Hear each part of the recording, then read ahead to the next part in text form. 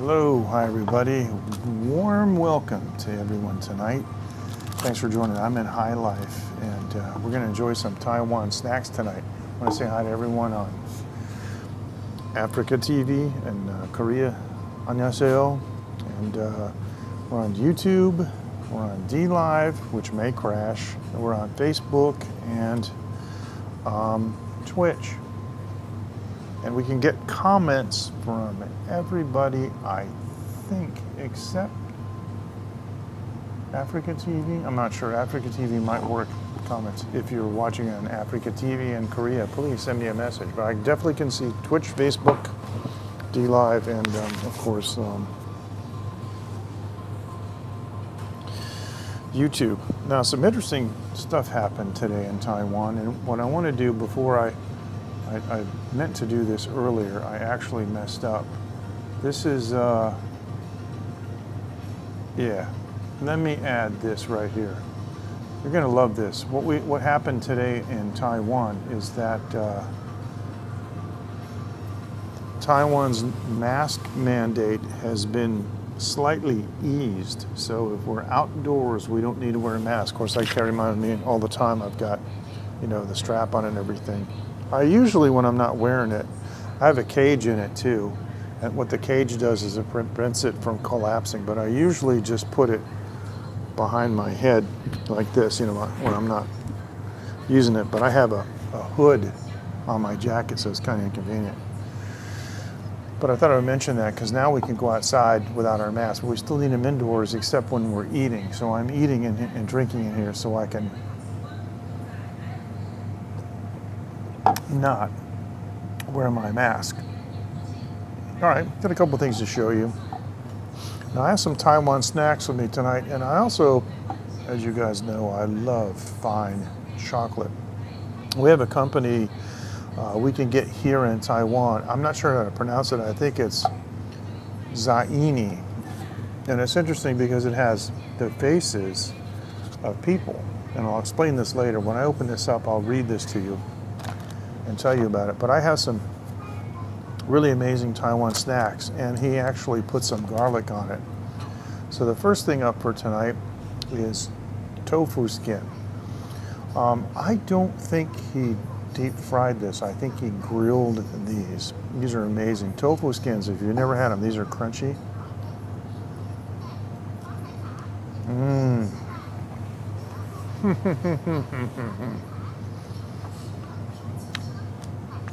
And these are from fermented tofu, so it's okay for men because it doesn't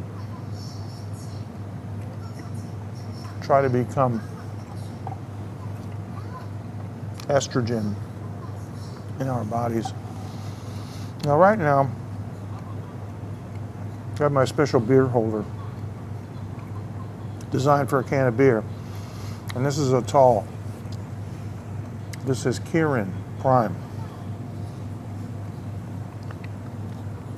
It's my favorite beer, and they only had one. So the second beer is Sapporo, another Japanese beer. So I really enjoy Japanese beer. Now these late night snacks, all over Asia people love late night snacks. But it's debatable whether eating late at night is good for you or not.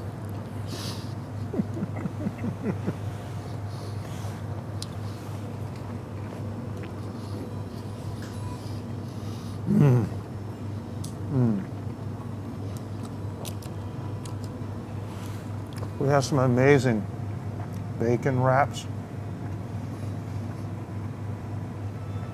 This is scallion wrapped bacon.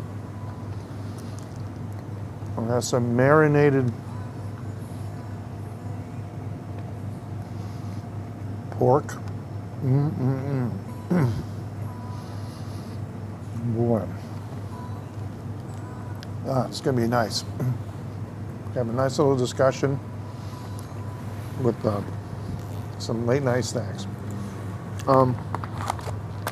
I was on a fast for a week. I dropped about 5 kilograms. Towards the end, I started feeling bad. When you're on a fast and you're not feeling well, it means something's wrong. And something is wrong with your balance. So I always have a rule that if I start to feel bad, I'll go back to eating. And it takes such maintenance when you get older. And if you want to do the keto diet, you know, there's dirty keto and there's clean keto, and it's a lot of maintenance. At some point you have to sort of just say, you know, I'm gonna enjoy my life, and as long as I'm not killing myself, I'm just gonna, you know, but not doing anything stupid. I was getting problems with my feet, and it was from sitting too much. I figured it out what it was. And I rode my exercise bike extra, and I did some extra weightlifting. I'm getting back into this. Great. I rearranged my gym, and I'm getting back into weightlifting. I used to be a gym rat. You guys can't tell this, but years ago I was a gym rat. And even in Taiwan, I got my gym set up in 2014, and then shortly after I got my semi-recumbent exercise bike, and I practically wore the thing out. But, excuse me, microphone picks up everything, huh? Once I started working in the studio, I built my studio, and I started doing mixing and mastering and engineering my own sessions. Kind of got out of the habit of working out. And like David Osaka always says to me that sitting is the new smoking, and it's really true. So this is some pork, and I don't know how long the pieces are.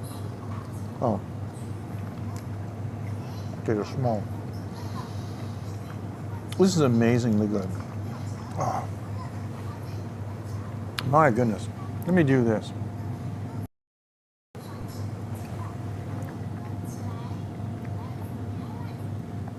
Look at that. And just to tease you a little more,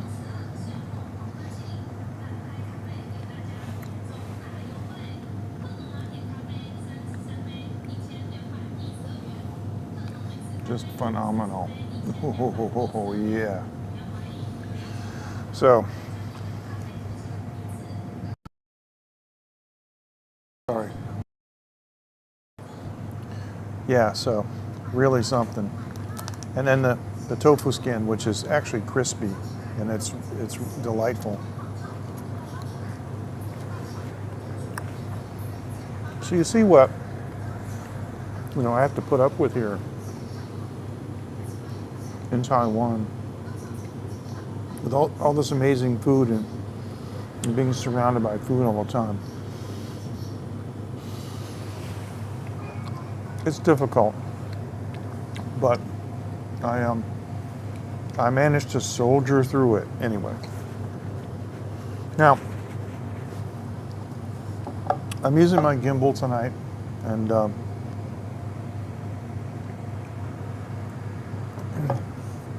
phone is plugged into the gimbal for a power supply, and I got my wireless mic.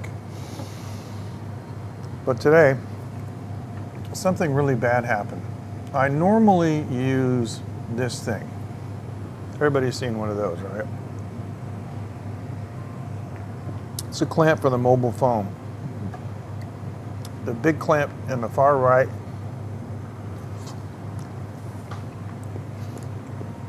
clamps the edge of the table. Got a gooseneck. Hey Ken, how you doing? Uh-oh, our D-Live stream just quit for no reason. So I'm going to turn the D-Live chat box off. Good to have you with us. Good to have you with us, Ken. Thanks. And so, you guys don't know how many hundreds of broadcasts I've done, even from here, using this old clamp. I bought that clamp, if I'm not mistaken, in 2015. And it broke today.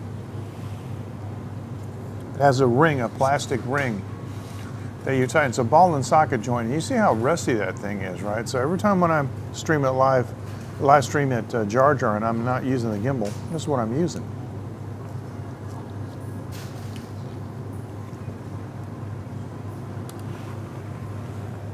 Broke today. Boo-hoo. So I got to get another one. But, oh well. No biggie. Now, speaking of beer, this may seem kind of odd, but in the places that I have traveled in Asia, the concept of a six-pack of beer is not all that common. Places that have six-packs of beer are usually places that have American beer, and the American beer is already packaged in one of those dreadful six-pack ring things that are always finding their way around the necks of animals in the ocean, apparently.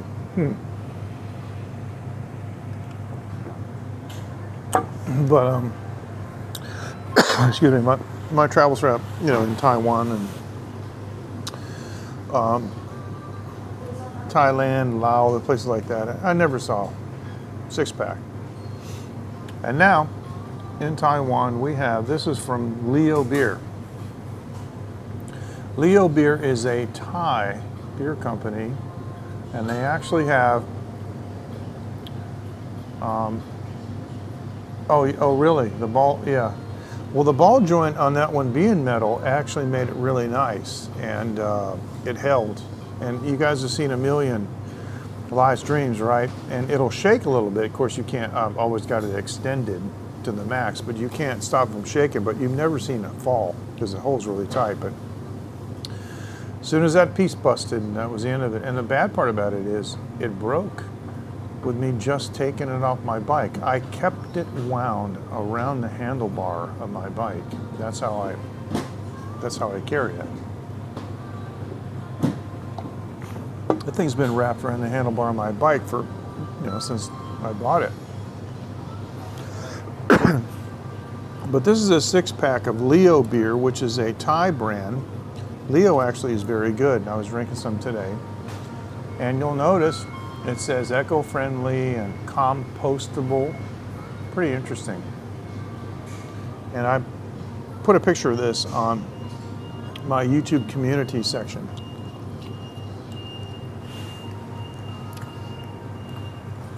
As odd as it sounds,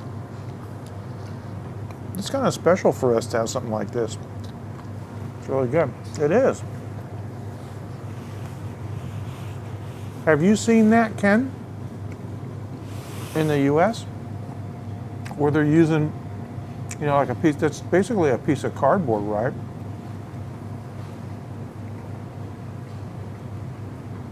Makes perfect sense. You could light that to, start your charcoal grill. And you can throw that away with complete, conscience. They mention in the top it's compostable and everything, it's biodegradable. And obviously it's made from recycled materials. I mean, I'd feel bad if they're cutting down virgin trees for that.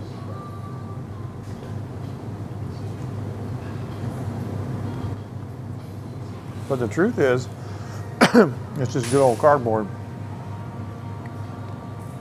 So that was cool. In case you missed it, Ken, I was talking earlier, that Taiwan has eased the mask mandate now, starting today. Hey, fist bump, Matthew. Good evening, good to see you. It's going great, thanks. So in Taiwan, the pandemic is over. We're having something like between 13 to 15,000 new cases a day, and it's become basically endemic and not very dangerous, and hospitalizations, deaths way, way, way down. It's done the damage. Excuse me. But now we can walk outside without a mask if we want to. We still have to wear a mask inside. And if we're in our car, with people who are not, in our family or we don't live with, we should wear our mask too. And if you go to indoor places, go like to your church or something like that, you should wear a mask. But you can take it off for singing. You can take it. And one of the funny things is that this article is on Focus Taiwan, and Taiwan's pretty hip. They said one of the things that you can remove your mask for is live streaming, believe it or not, because so many people in Taiwan do live streaming. Live streaming is a big thing here. So, all right, let's get rid of that. Now, this is not Mr. Wu's. There's a new truck outside. Actually, I should have taken a picture of the truck. I was in a hurry to get in here. But this is their bacon wraps, and I showed that earlier on the back camera.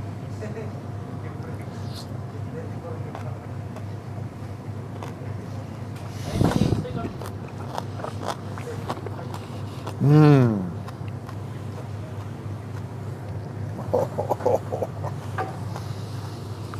Oh. I got more. Now, Ken, you made those, right? It is. Let me go in the back camera again. I'll teach you. Because I'll show you this one. Because this one, he put a little bit of garlic on it. You see the garlic on there? Sprinkled on the top? Yeah, those little yellow things towards the stick. Oh, it's dripping. Oh yeah, man, it's dripping grease. Oh yeah, look at that. I gotta put it back. I don't want to make a mess here. I don't want to make any more. Before I leave, the grease didn't fall on the table, and it didn't fall on that chair. It fell on the floor, and I have my alcohol wipes, so before I leave this place, I'm going to clean it up because I don't like to make extra work for them. But little flakes of garlic like this, because when he asked me, do you want garlic? I was like, yeah. So, oh, did Mike come in? Sorry, I missed it. Yes, Mike, how you doing? I'm sorry, I missed you, bro. Thank you. Fist bump to you. Sorry, thank you. So, he said, do you want garlic? And I said, yeah. And he's got, the little bag with the stuff in it. Just takes a couple spoonfuls of garlic and just throws it in there. I'm like, oh yeah. So here it is. Now, Ken, you made these, right? Oh.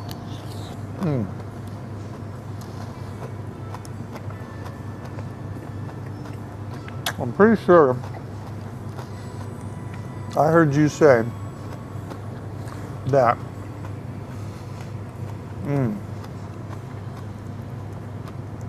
yeah, but as long as it's bacon, you don't have to. Mr. Wu fries it because of speed. This guy grilled it with a gas grill. It was really nice box style gas grills with a burner on the top and the bottom, and adjustable height racks in the center. So they just crank which burner they want. Man, oh man.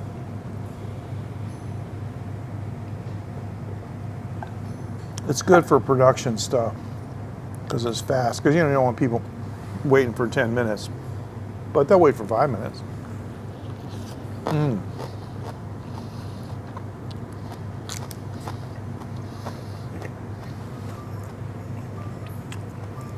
That's kind of my point. It has bacon on it. You could take it outside. Use a magnifying glass and cook it. It would be good. To wrap in tin foil and throw it on your engine, take a drive. It's going to be good. Anything with bacon, right? With excuse me, Ron Swanson, right? Bacon wrapped shrimp. My #1 favorite food wrapped around my #3 favorite food. It's about right.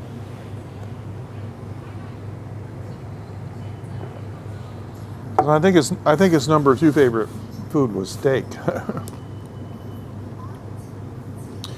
I'll tell you what would be really cool is if you wrap this bacon around this and you see this dripping, right? This is just insane.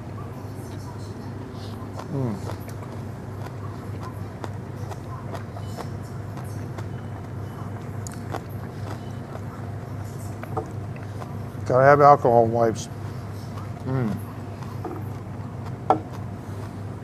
I gotta bring this whole paper thing over here.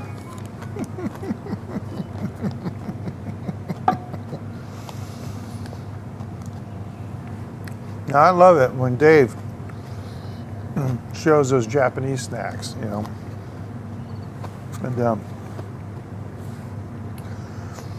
people dig it, you know, when they see different kinds of food, but this just has the, look at that, see the drop of oil popping right off that thing. But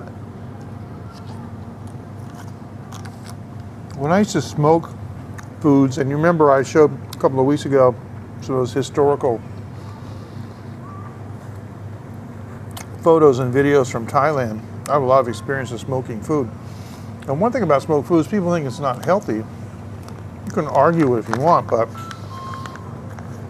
one thing it does do is it takes the fat out.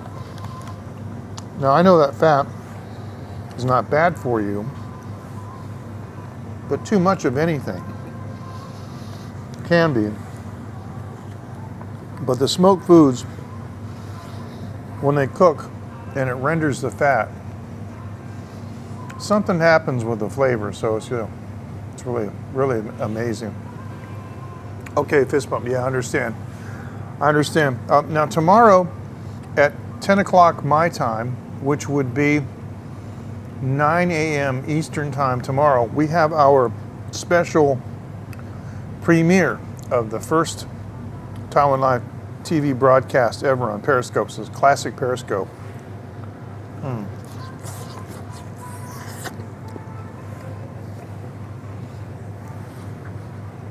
So that's going to be cool. So Matthew, how's the bakery going, man? I mean, you showed some amazing stuff. If you got any pictures to show, through the power. Thanks, man. I appreciate that. Through the power of PRISM, if you want to send me any new photos, I can capture them. You know, I'll get the notification. I'll pull down the notification shade, go to line. PRISM will run in the background, fully operative, and I can save the photos and add them and show them. So, okay. Yeah, you're watching it. You know, excuse me. If your customers come in and you're going, excuse me, hang on a second, I got to see what MJ's eating, they're going to think you're nuts. But who knows? Maybe you need a big screen TV in the bakery. But the stuff that you were showing, clearly, you have a lot of talent that you didn't let on that you have. That's really cool.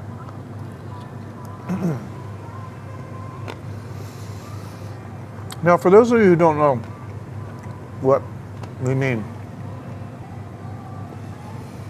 whoa, that was scary. Okay, now, the question is, are we still on? PRISM did something it's never done before. It said transmission has been aborted. Very strange. Let me do this. What I got was this guy right here. Okay, you're still with us. Okay, that's kind of scary. Okay, we're gonna do another one. Hold on. It's got another one. Hold on. But the strange thing is PRISM, wow. used to just minimize.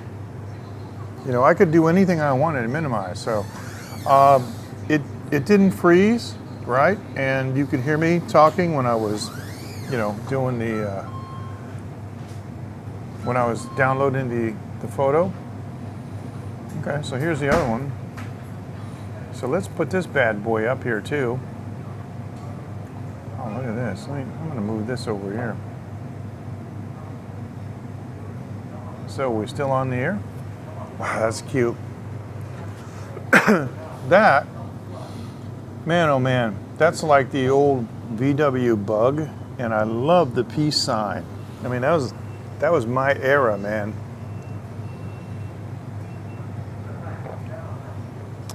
Still shows I'm connected. According to PRISM, I can still see the, you know, the people that are viewing.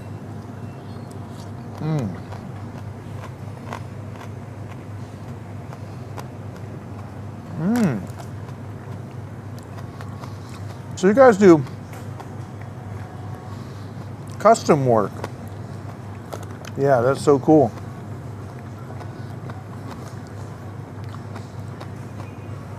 Wow.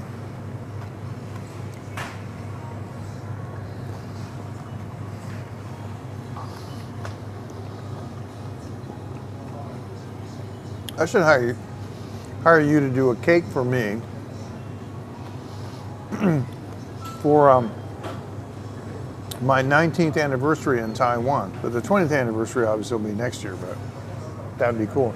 And okay, so the VW buses, they're really cute, and it looks like little rabbits. I want to take a look at this one a little closer. And okay, tell us about these. I don't know what those are, but they look, wow. Yeah. What are those little sprinkles on there that are kind of like red and white? What is that, Matthew?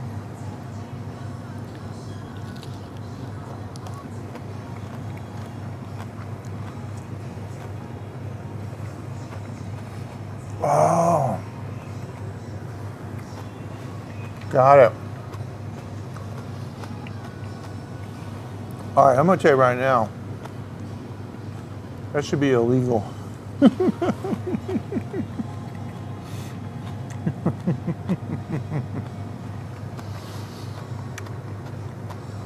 So while you have everybody watching, of course, for the replay, what's the name of your place and where is it?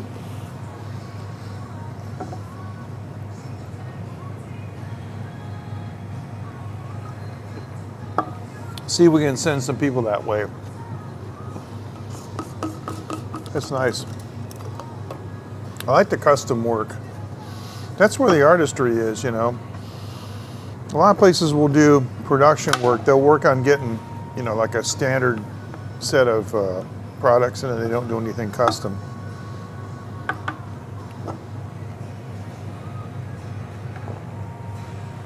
When I took my wife to the Bova Bakery, though, in Boston's North End, and I showed her a lobster tail. You know, not the seafood, but the lobster tail confection. She was freaking out. And we got a whole bag full of stuff, and we just drove someplace and parked the car and just sat there and for like 45 minutes with all these different, you know. Oh, really? Sweet Smiles Bakery, Roscoe Village, Ohio. Sounds good. I would be interested in the gluten-free. Of course, that reminds me, you know, of the late, great John Panette. And oh my gosh, that guy was so funny. And he would talk about gluten. And he says, you know, guess what has gluten in it? Yeah, he says, my doctor said you maybe should cut down on gluten. And John was saying, like, I'm not, you know, because the doctor said, do you eat a lot of gluten? And John said, I'm not really sure what gluten is, but I'm going to guess that yes, probably I do eat a lot of gluten. So then he comes out later and he says, So I looked it up, and you know what has gluten in it? And he grabs a mic and he screams, "Everything!" It's really funny. So when you take the gluten out of stuff, he was complaining that it doesn't taste good, so he wanted a spread that he could put on something to give it the taste of gluten. They would call it, "I can't believe it's not gluten." You know, that guy was hilarious. What a genius. Whoop.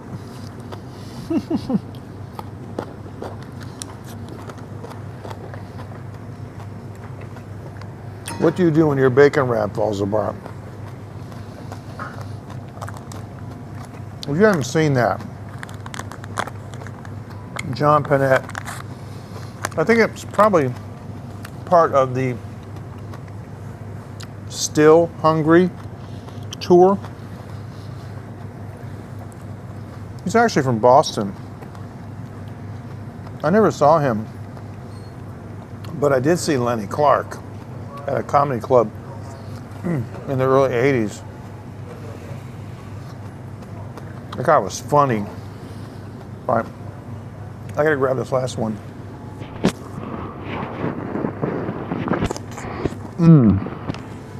Fell apart. Excuse me.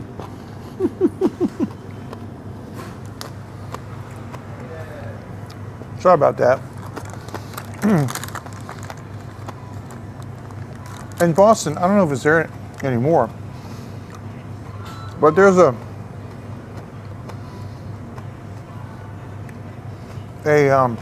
Chinese-owned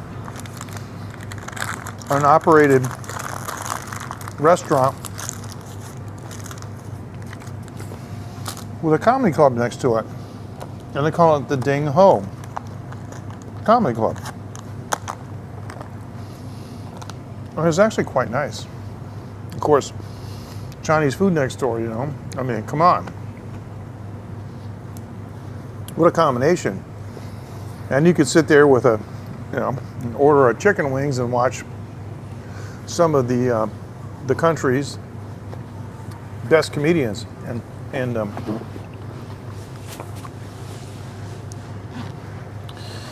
anyway, so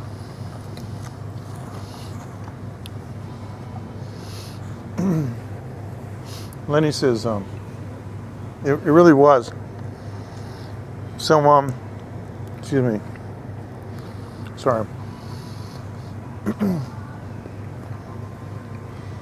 He's commenting on the venue. You know, he says, "This is a great place, isn't it?" He says, "Yeah, they got a fantastic staff, and well, would you guys like to meet the staff?"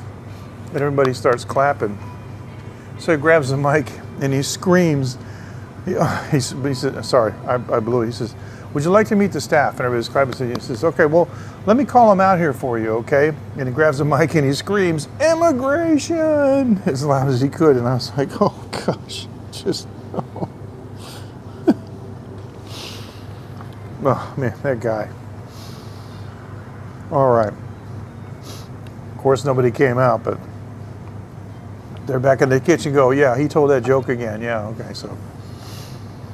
All right. Moving on to our next thing. Now, I never saw this before. This company is called ZAINI, and there's an accent mark over the A, like Zaini. And this is 90% cacao, and it shows a picture of a woman. And a lot of this is in French. I don't speak French. Like, for example, I know the country called the Ivory Coast in English is a French-speaking country, and that's not the actual name of the country, but I don't know how to say whatever it is. Côte d'Ivoire, I don't know what it is. So the first part of this is in French, but the second part is in English. Oh, I gotta see that again. That disappeared way too fast. What happened? Yeah, absolutely, absolutely. But it also opens you up to being ridiculed and criticized. But my wife and I were sitting right in the front. Lenny Bruce was there, and he didn't pick on us. But one guy came out. It wasn't John Panette, but it was another large gentleman. And I will say this. He came out, he had a mixed drink, and he set it on our table. He comes out from the backstage, walks in, and he sets his drink down on our table because we're right next to the stage. And we're like, okay, sure, no problem. He did impressions. And I'm going to tell you something right now, because I'm from the older generation, but one of my absolute favorite all-time comedic persons is Don Knotts. I don't care what Don Knotts is in, it will crack me up. And he does the old Mayberry, and then the Mayberry RFD and the Andy Griffith Show. He was on those and just crazy. When he was on Three's Company, he was brilliant on that too. And this guy came out and he was doing impressions. And he did Don Knotts, and he was doing some stuff from the Andy Griffith Show. And I swear to God, I'm holding my legs together because I think I'm gonna pee my pants laughing. This guy was just outrageous. And he had glasses on, and he looked kind of funny, just like a funny person, anyway. So, but add to that, he looked, because Don Knotts is a skinny little guy, and this is a giant of a man doing Don Knotts. Is like the total opposite. It's pretty amazing. But I want to show this to you. I'm going to do a taste test. This is 90% cacao. If you look on the back, oh yeah, for sure. You sure did. They got 4 different types. They've got 70, 80, 90, and 100. I didn't see the 70 or the 100 here. I saw the 80 and the 90. Now I prefer the higher concentrations because I found, at least in my experience, that the higher the cacao, the less sugar. And in a lot of cases, the 100% cacao doesn't have any extra sugar. So this only, for 100 grams, this has 6.2 grams. And so how much is this thing? This thing is 75 grams, so it's even less than 6.2 grams of sugar, so it's not bad. So I can pretty much eat this without any problems. And of course we know that cacao, now we know that cacao is apparently good, for cardiac function. But this is interesting. I want to read this. I'm going to read the back of this right here, okay? And it's kind of small, so it'll take me a second. It says, the new women of cocoa.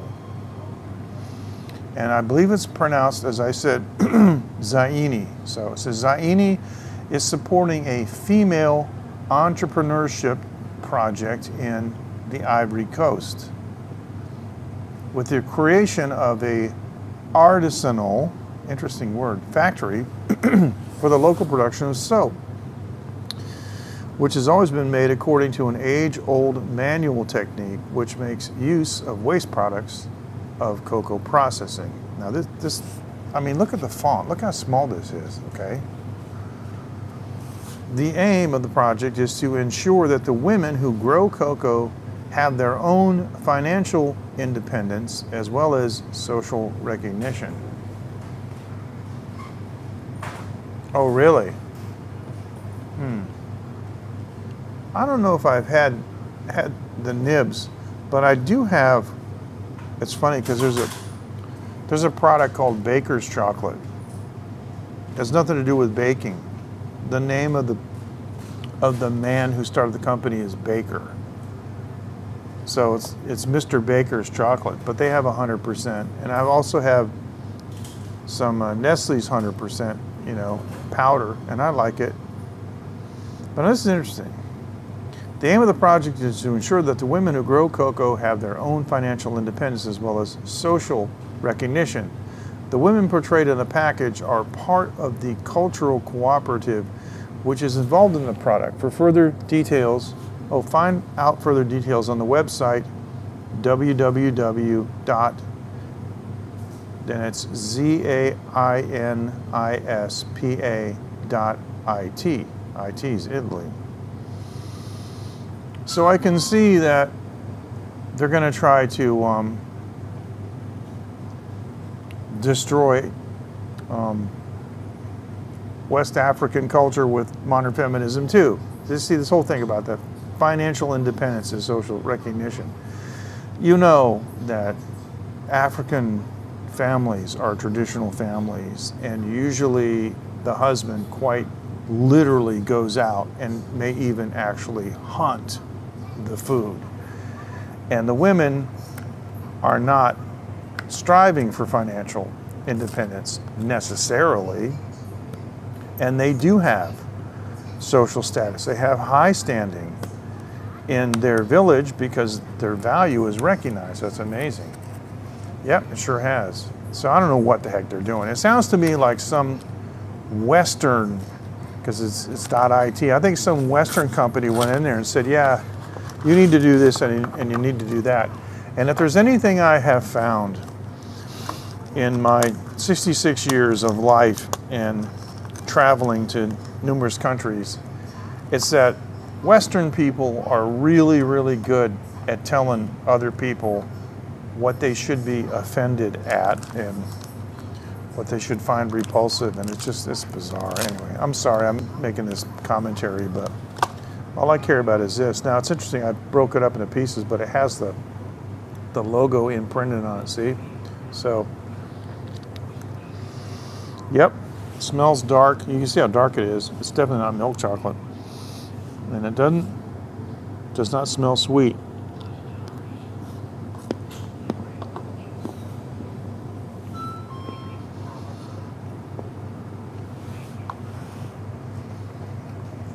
No nutty flavor.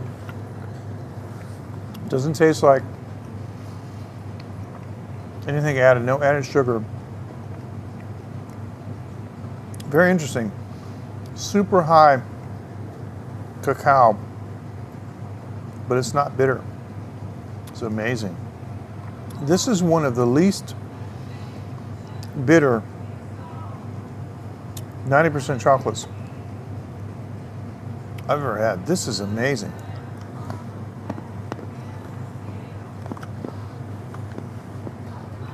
%90 and only 6.2% sugar.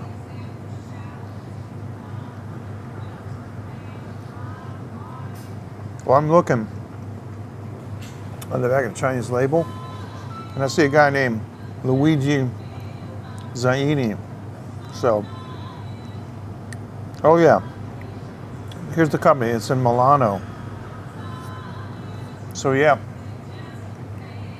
Okay, thanks. So yeah, some Italian company got involved. But I like the pictures. They're cool. You know? It's a very dignified photograph. And the people look cool. Let me the people look cool. I think it's a dignified portrayal. And it says that these are the women that are involved. That's the whole thing right there. Women portrayed on the package are part of the agricultural cooperative which is involved in the project. So if those are the actual people, I think they have portrayed them very nicely. But anyway, see, I have some experience with this because I've been, for example, in some of these villages. You know, Thailand and both Laos do silk. And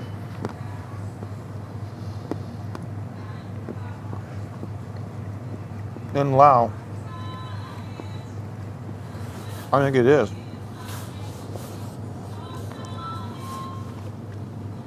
There's a place called Mulberries. Pretty interesting name. My wife went there, we documented it fully, wrote about it, tons of photos on our blog. But the reason it's called mulberries is because mulberry leaves is what silkworms eat. So they started out, they imported a bunch of silkworms from Thailand, started their own colony, and they spin silk. Now, one thing I didn't know about silkworms until I went there was that when a silkworm spins a cocoon, so It does. You're right. No, I don't. Do Netflix. I've never actually used Netflix for anything. It's cheap though. If there is something on there, but you know, I need more TV and more movie watching. Like I need a hole in my head. I got plenty of stuff to keep me busy. But mulberries show the process of silk making, and the cocoon is a single thread. So when the moth comes out of the cocoon, they take the cocoon and they soak it in warm water, and they find the end, and then they pull it, and they have a machine that will unwind it. A single piece of silk thread, and who knows how many kilometers long it is. This thing is huge. I think it's really long. And then they spin it, and then they dye it. And they showed us all the dye that they do. They showed us all natural, like they'll use berberine for like a very dark yellow. And they had all kinds of fruit that they were using to dye the silk. And then they showed us the weave looms, and their hand looms. They run the shuttle back and forth by hand and move the warp and the weave. Really fascinating, right?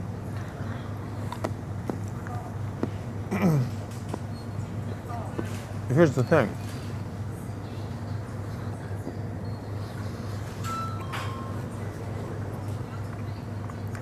From the villagers, you buy direct, and everything is super, super cheap from our standpoint. But that is a price that they set for themselves. They're happy to get this price. So I went into Vientiane, to the major market. Anybody who's been to Lao and Vientiane knows that market I'm talking about. They had a fire there a couple years ago, but everything's cool now. So we're in Vientiane,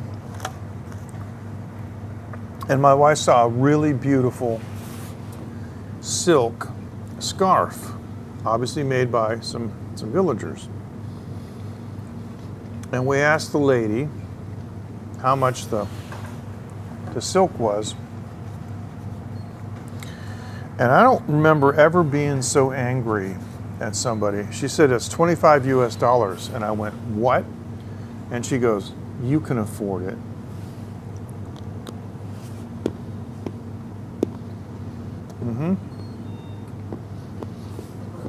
The last thing she saw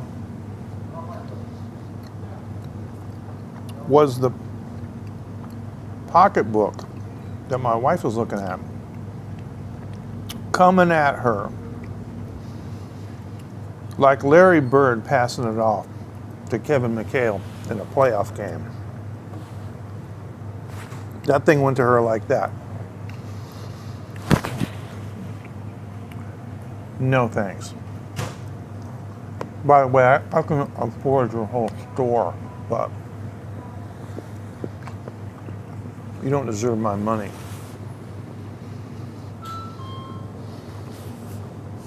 So from that point out,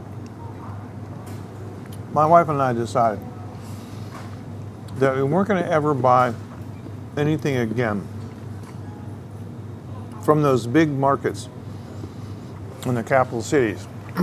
That what we were going to do was find the villagers, right?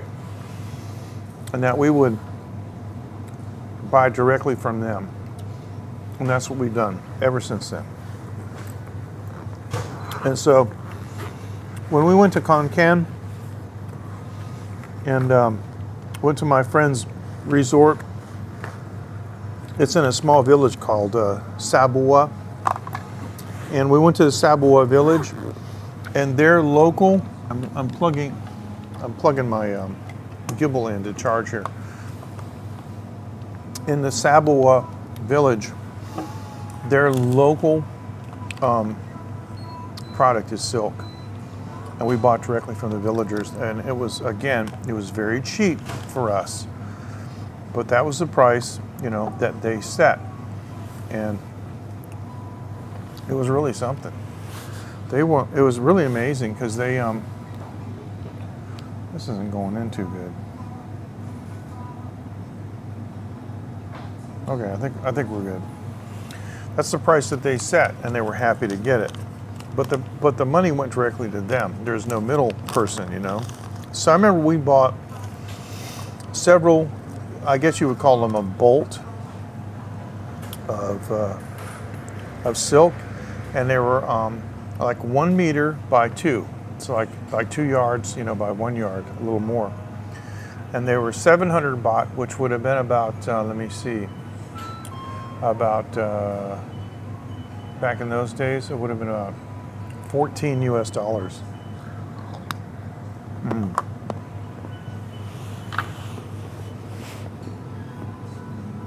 Hand woven silk. And it's big enough that you can make a sarong or a skirt, you know. Fantastic.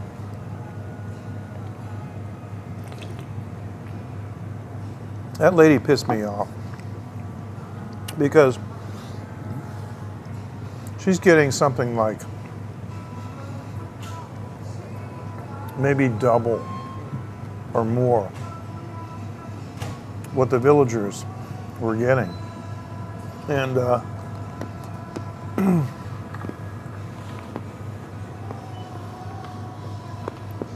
here's the thing. I run a trading company. I know all about this stuff. My trading company does value-added services. And for one thing, through my trading company, my customers have access. Oh yes. My customers have access to salmon companies that don't have export licenses. So there you go.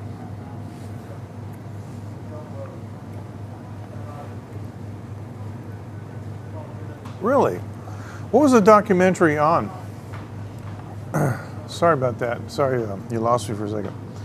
What was the documentary about? Was it about the silk trade?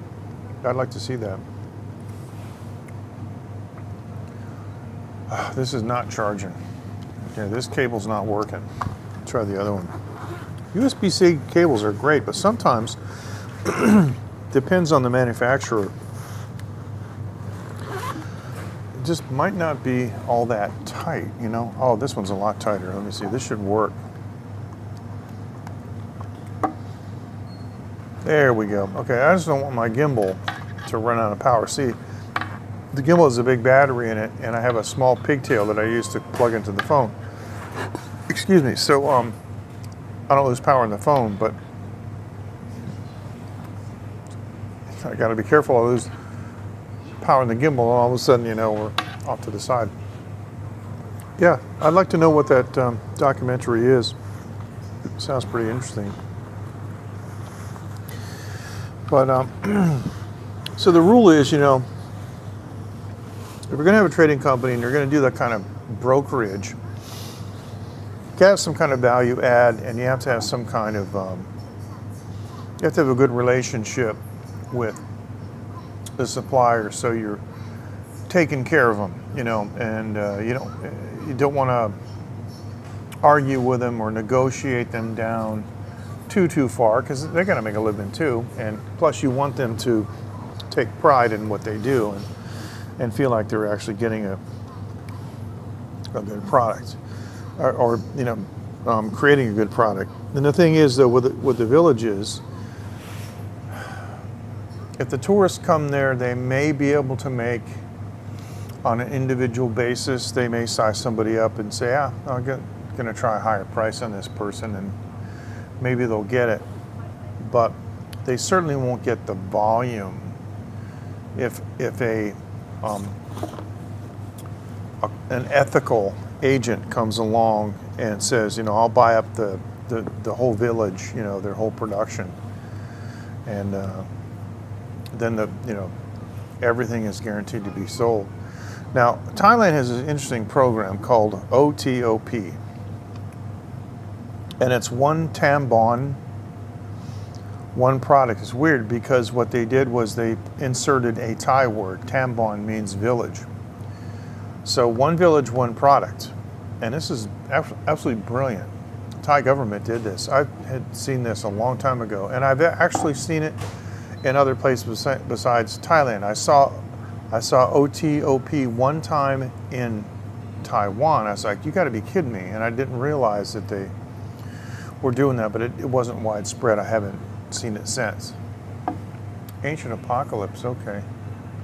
Okay, cool. All right, don't let me forget about OTOP. Let me take a side note. I do, and you know, this is mostly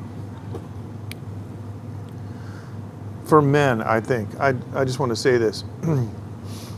If you're not doing study projects, men, where on your free time, like before you go to bed, you're trying to relax, you're not looking at interesting things and trying to find out everything you can find out about them. It's personal study projects, no matter what they are. You're just not doing enough to improve yourself, and you're not doing enough to keep your cognitive, you know, functions. But I do study projects all the time, and one of the things that I've been studying is yes, I know. I hate that too. I hate that too. Oh, really? Now, when I lived in Florida, and we were kids, we had a place in, this is in Florida because the Seminole Indians, we just called it Indian Mound, and it turns out it was. Of course, the name had been passed down, but those things can be fascinating. You can find a lot of stuff in there. Of course, you have to be careful because it's, you know, it's a funerary mound, and so you want to be respectful about excavating it. But I have been doing studies on, I'd had a study project on ship rigging. And like, I never understood, for example, how like a square rigged or any other kind of rigged ship could obviously be, you know, the sail, the wind blows it downwind, but the ship can turn around and tack and go against the wind. And I never really understood how that worked. I'm not a sailor. I've only been on one sailboat ever, you know, a powerboat guy. And so I studied that, and I studied different types of sails and what they call the sail plan for sailing vessels, and I learned a tremendous amount. I spent about 3 weeks, and I studied the one of the most ancient and yet efficient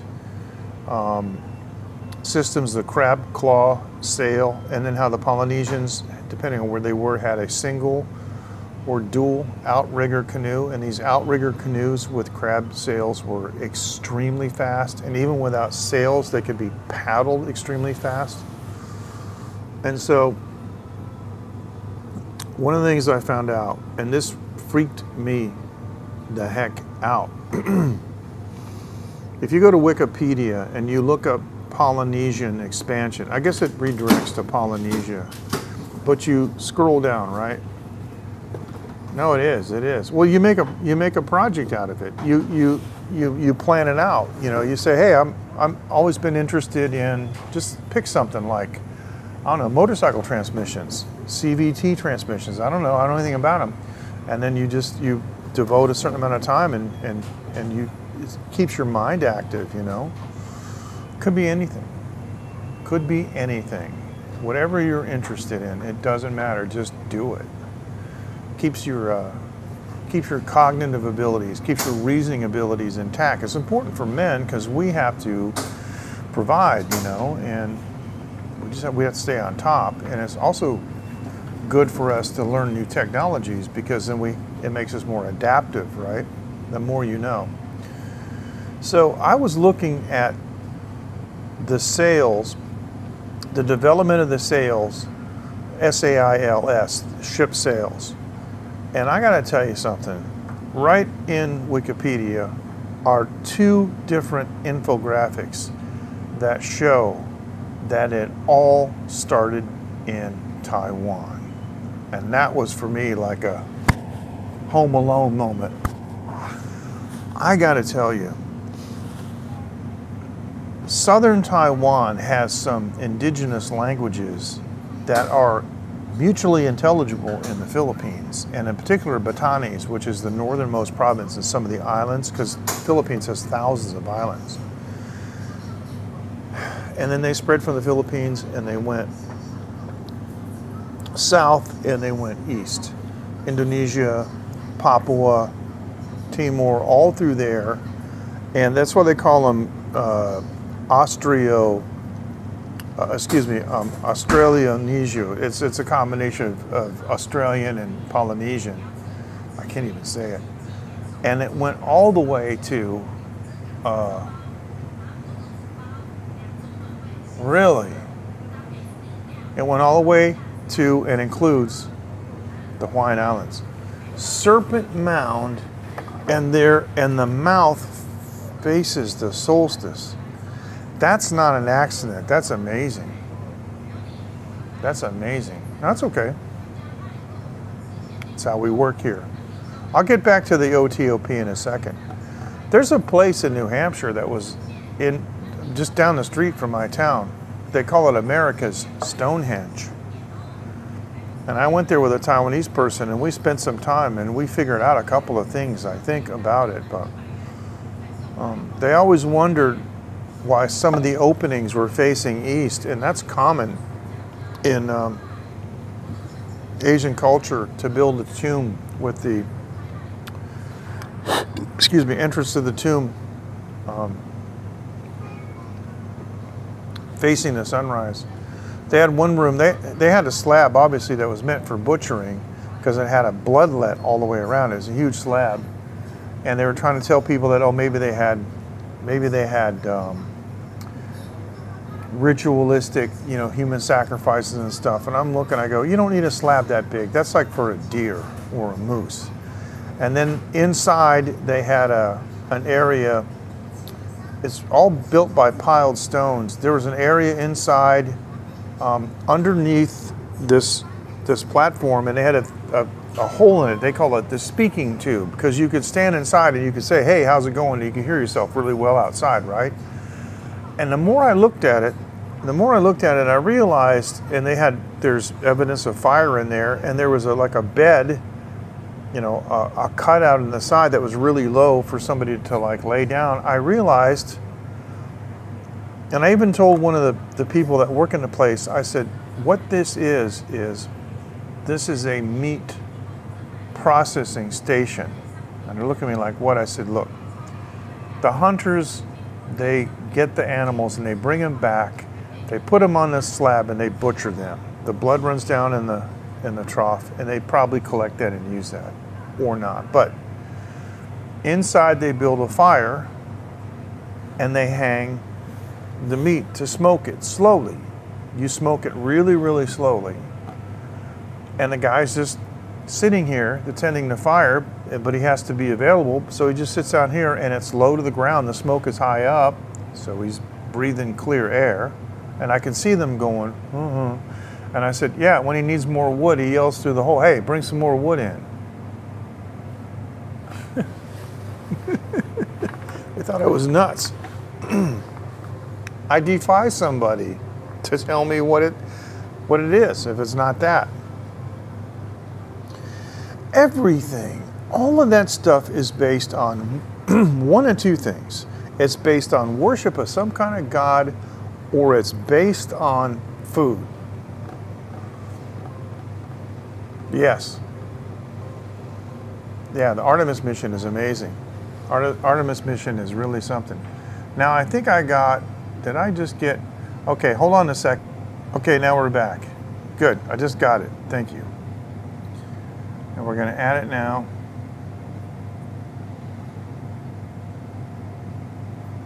I'm just kind of freaked out that it doesn't, oh, here it is, Serpent Mound. Ohio Brush Creek. Now I can find it. Thank you for sending this. I can find that. Okay, that's really cool. As you guys know, I love anomalies and I love these kind of things on maps. So I'm going to look this up. This is going to be a little side research project for me. In fact, before I go to sleep, I'll check this out. Serpent Mound. And you guys want to check out the America's Stonehenge, And it's really something because it's also a celestial calendar, because there are marker stones at certain radials, you know, and it corresponds to, you know, solstices and the whole thing. It's the equinox. It's just amazing. I love it when people say things like, ancient people were stupid. Okay. Then you go build a pyramid, because they weren't. Because the stuff that they did, we can't do. And one of the things about the ancient Egyptian sculptures is they clearly were not sculpted. And the reason I say that was because I was doing another research project on some of these things. And I noticed that many of the statues, you know, the faces, there would be like a line around the jawline. And it was, oh, I see, okay, cool. That sounds good. Sounds like I would like it. Yes, they possessed knowledge and they possessed techniques that we don't have, that are lost.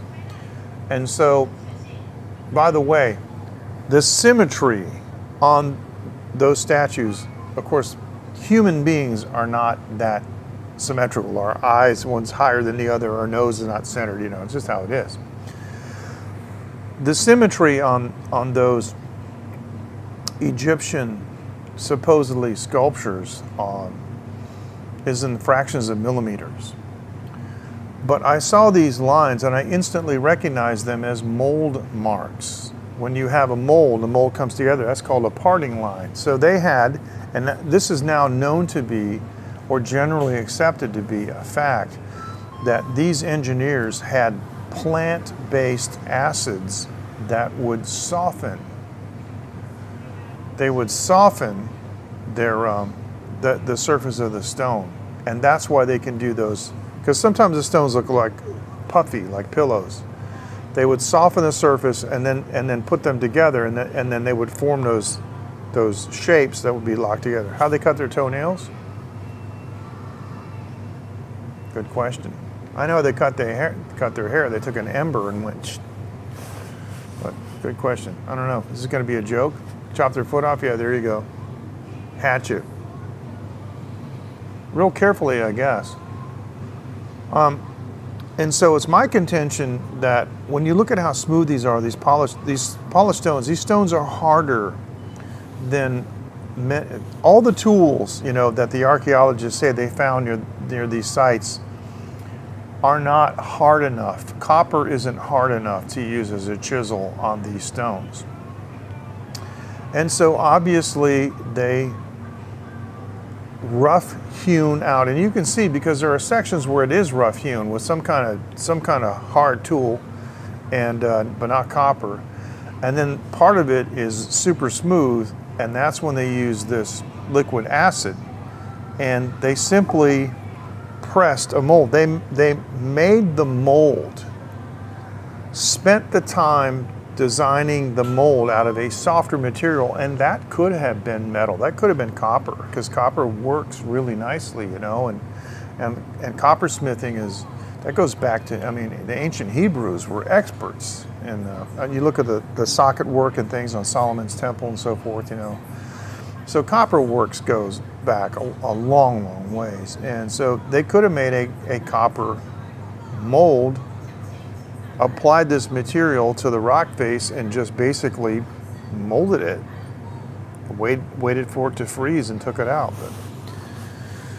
But the OTOP thing, to get back to that, because I want to tie that up, it's one village, one product. And so all over Thailand, these little villages specialize in a single product, and some of it's silk, some of it is food, some of it's alcohol, could be anything. All kinds of crafts, could be carvings. Some places will do like metal casting. Pewter is big, like you get like a little pewter elephant or something. So,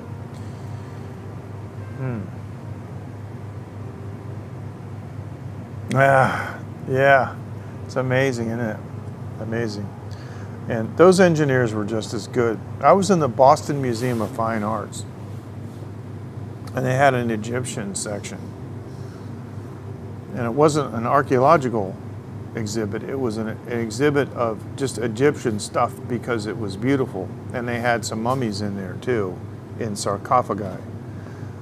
And they had a 90-degree square with a line on it, and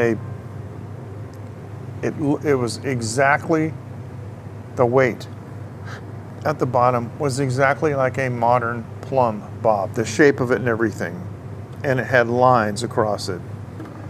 And so, and when you looked at the 90-degree square, it had marks on it too, which means that you could take that thing and put it on a corner, and no matter what, you could measure the angle. It was just, and I remember I was standing there and there was a carpenter who was next to me, and yeah, me too. And he was telling his son, he said, "Look, son, that's a plumb bob. You've seen Daddy use a plumb bob, right?" And the kid's like, "Yeah." It was instantly recognize him. Yep, because the T is the Thai word tambon, like Tambon. Tambon is the word for village, so that means one tambon, one product. But they should have went OV, They shouldn't have mixed it, you know what I mean? But OTOP means one village, one product. And I have seen that in Taiwan in one place. But I think Taiwan is trying to do their own village, and I don't think they want to use the same terminology. I mean, their own program for villages, and I don't think they want to do the same terminology, but a lot of places in Taiwan do have, you know, like a small village, they do have their own product, and I really like that. I fully support that. I think it's so cool. And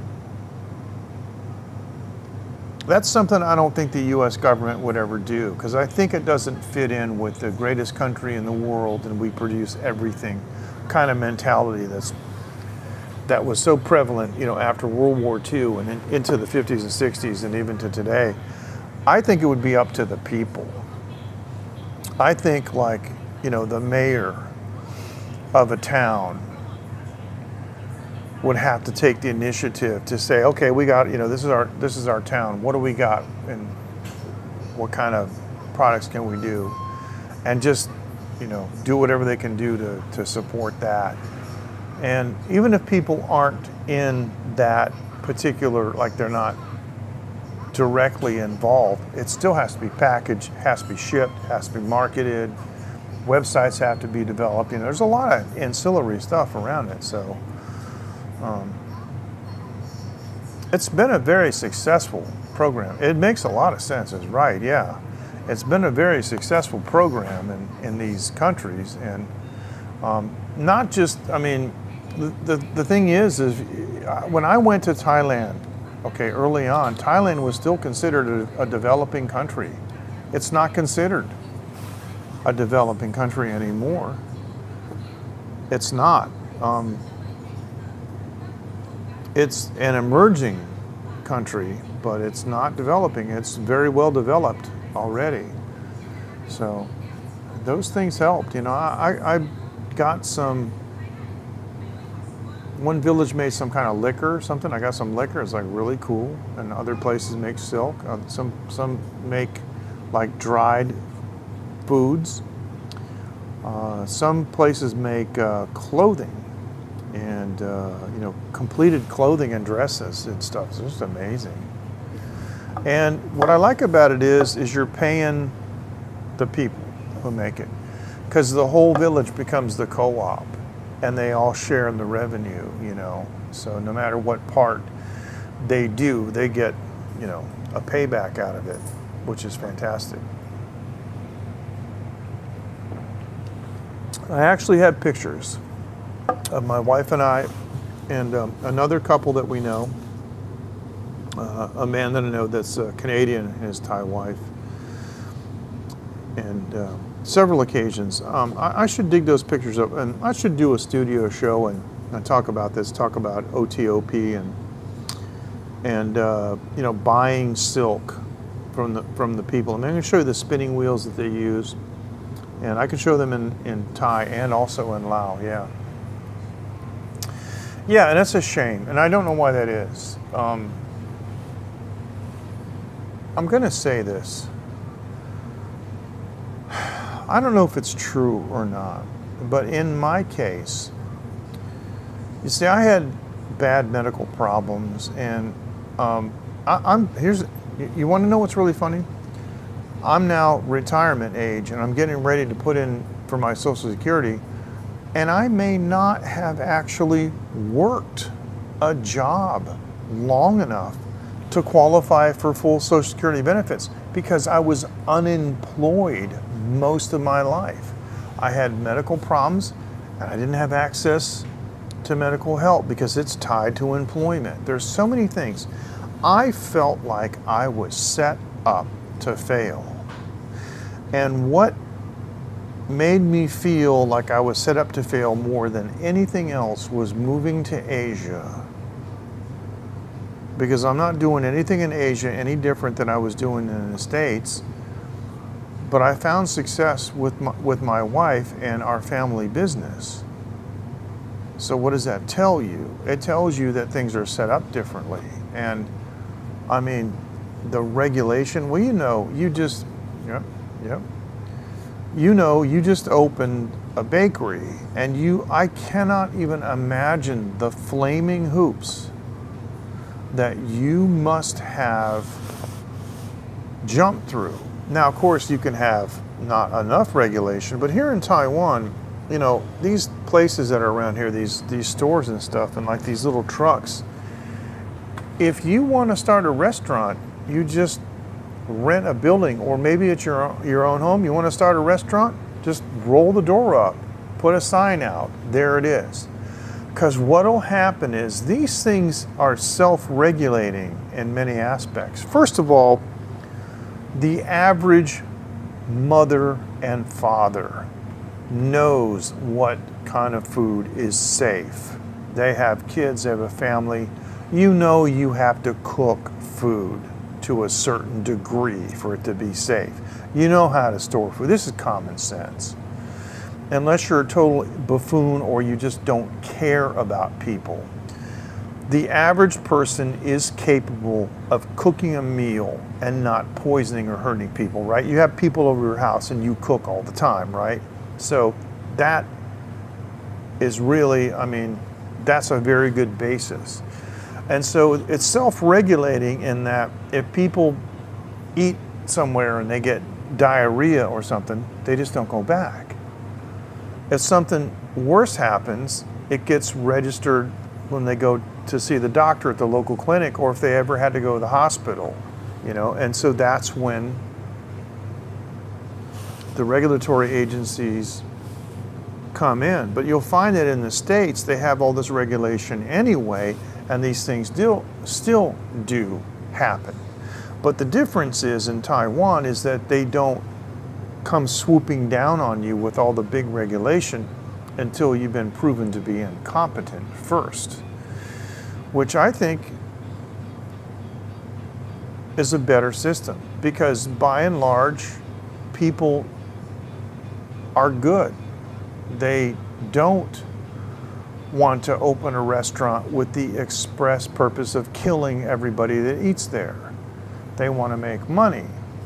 And we've all seen, and I got to tell you, this makes me angry. The police shut down the kids' lemonade stand. This kind of stuff just makes me I want to burn my passport when I see that. I don't even want to be associated with that kind of stupidity, and that's just mean. And when we were kids, we had lemonade stands. The captain of the police force lived on my block, Captain Waymeyer. He used to take us around I told you that story, in the truck, And it's like, there was none of that, this over-regulation and stuff. But, the way the governments are designed, these lawmakers make all this money, so they have to do something. So what do? Every year they make more laws, more and more laws, more and more laws, and it just gets tighter and tighter and tighter. Pretty soon you can't do anything. So, I was trying to run a business in the States, and it was like, it's asinine.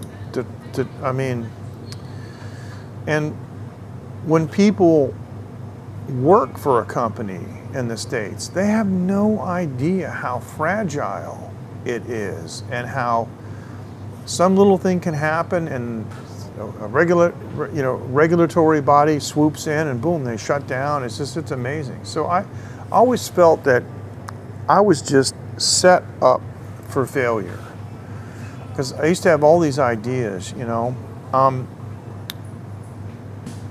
don't want to go into this if you guys remember, but do you guys remember the story that I told about the internet recording studio? I wrote a paper about this. I think, well, I think I told this story, but maybe 4 or 5 years ago. It was quite a while ago. I don't know if you remember that, but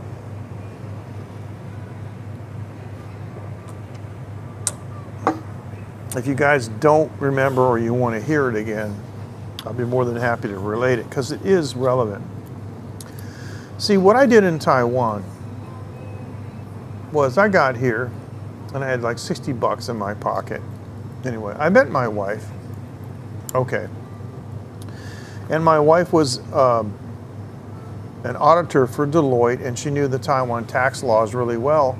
And we got married, but before we got married, she started a business. It's her business, you know, she's the citizen. Okay, she's a citizen, so she started the business. And it's a family business. And so as a family business, I'm allowed to work in the family business, and I don't have to claim any income, you know what I mean, like a payroll income, you know. That's how it works. But we started the family business together, but I wrote, and I talk about this on Taiwan Live TV before this channel, you know, became The Real Taiwan. If you go way, way back a couple of years and you look in the videos, you'll see you can search on this as John Ho's interview with Tony Lin and I talk about this. I presented Tony with when I showed it, it's like a couple pages of a business plan, and he gave my wife the money to start the business. I was like, wow.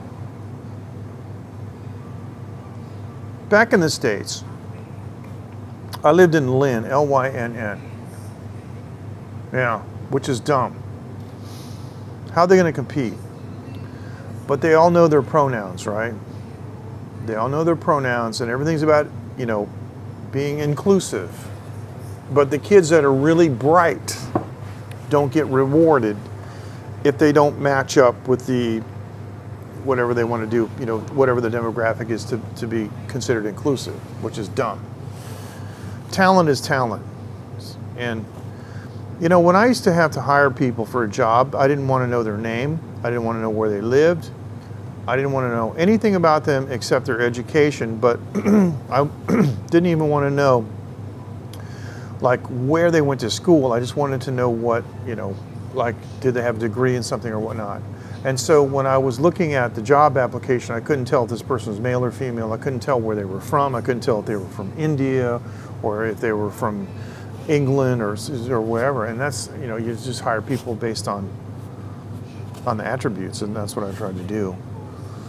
I lived in Lynn, L-Y-N-N, Mass. Rough place, rough town on the North Shore. It's very depressed. It used to be the shoemaking capital right at the turn of the 20th century. It was a very crowded city, but I liked Lynn. You know, Lynn had a yacht club. Lynn had a beach.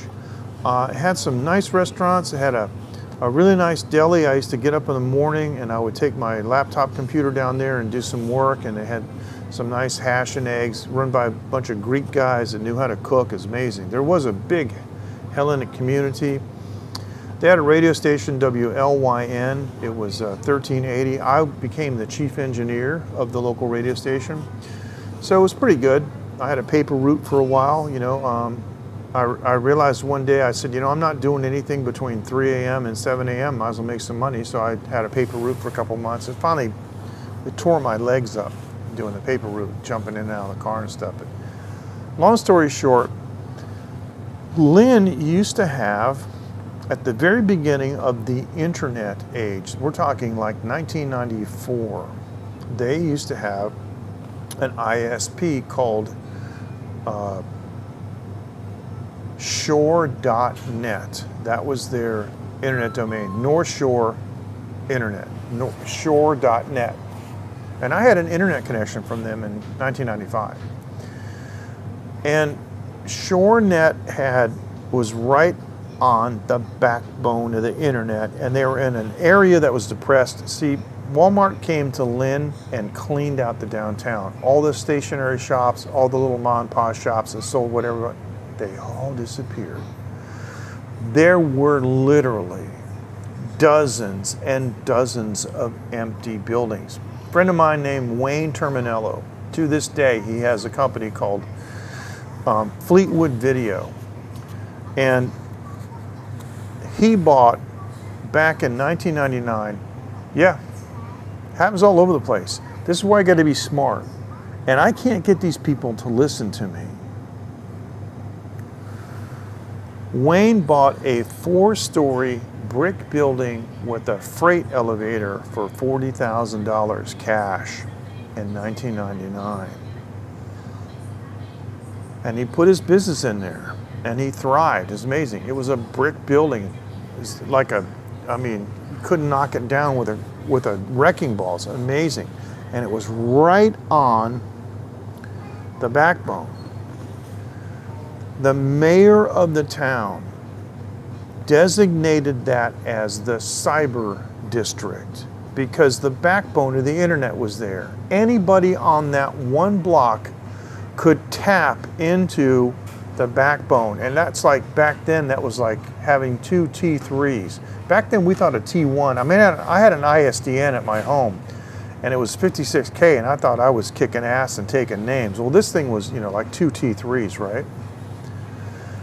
So I recognized at that time that the only way to have a recording studio was that it had to be connected to the internet, and it had to have a web interface so that customers could get services over the internet from your studio.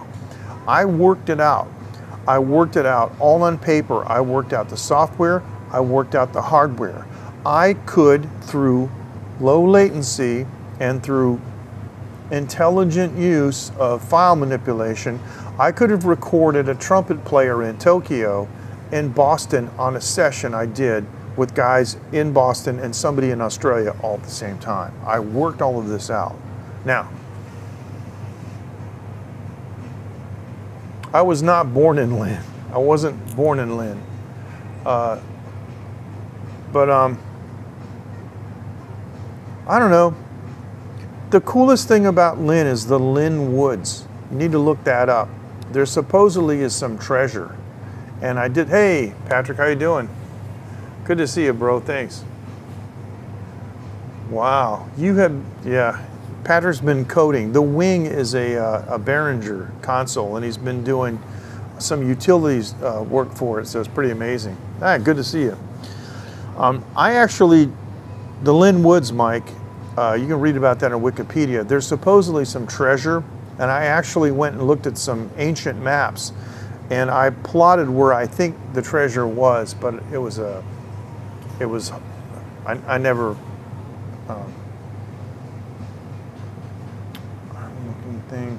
I'm not sure what you mean.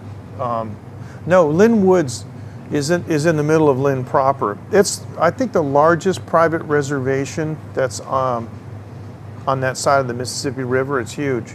It's an excellent, amazing recreational place. There's even a tower there, Lynn Tower. Then there's an underground section. Supposedly the Marble Boys hid some treasure there, and I did a study because I'm kind of a map freak. I'm an expert actually on mapping and cartography, and I looked at some ancient maps and where the Saugus River used to be, and I found some old trails, and I said that must be where some pirates rebelled, and they carried a bunch of treasure inland and hid it, and then went back on their ship and took off, and they never came back to get it.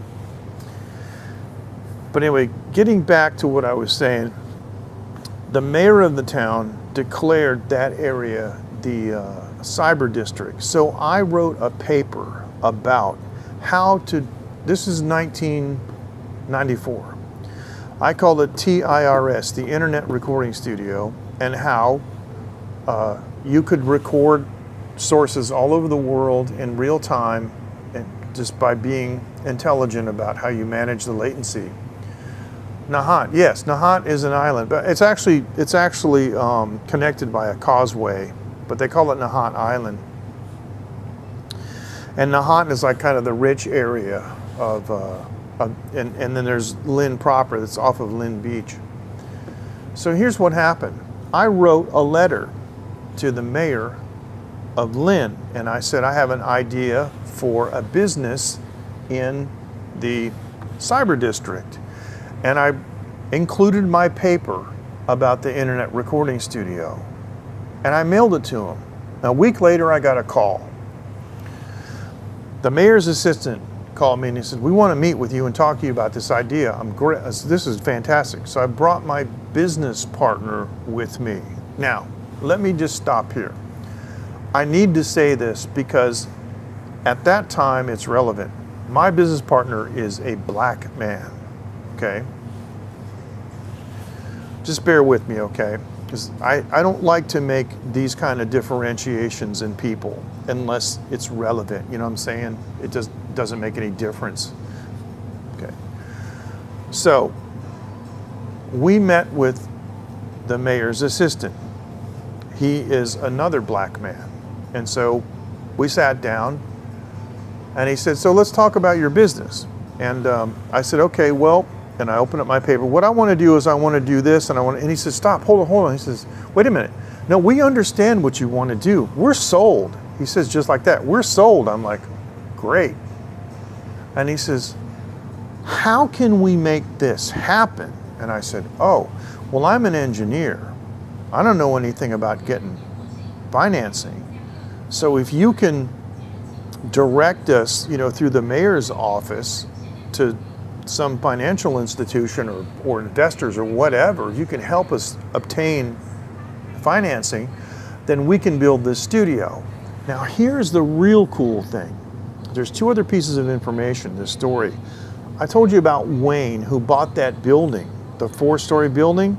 The top floor he didn't need, and it was huge. And number two, MJ happens to know the world's leading acoustician and studio designer personally, and he agreed to design a studio for us, okay? He's the guy that designed Peerless Mastering in Massachusetts, and they say it's probably the most perfect listening environment in existence. That guy. So we already had a building, and all Wayne wanted us to do was just pay rent. So we didn't need that much money. We just needed the development money. I needed to buy hardware to build the studio, and I needed to pay the studio designer, and we needed to build the studio, but it wasn't like 50 million. If I had, back in those days, if I had $1 million or $1.5 million, and I already had the engineers, like the internet engineers, in mind to develop the web interface and so forth. Now, if you go to Abbey Road Studio, they got a web interface. If you want a song mixed, you use a web interface. You upload the tracks. You want your song mastered, you upload the tracks. I had this idea in '94 and wrote about it. So, mayor's assistant said, okay, fantastic. Goes back to the mayor. We meet with him again, and he says, here, call this guy at the Better Business Bureau and call this other guy, right? We called all of their contacts. Nothing. No interest. Mayor McManus sent us. You realize, right? We have the backing of the mayor, right? Yeah. Don't care.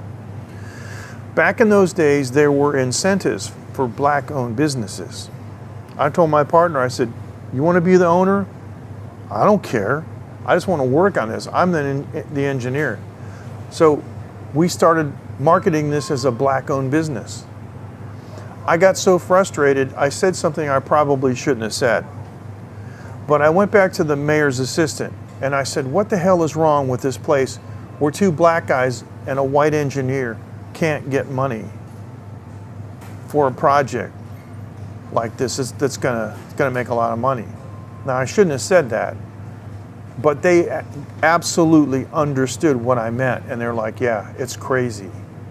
It's just this crazy, because it should have happened. And so that's what I'm saying. I felt like the whole time I lived in the States, I was set up for failure. And then I come to Asia with 60 bucks in my pocket, and I write a 2.5-page document in English, and my friend gives me the money to my wife to start our business. Where were you in 1994?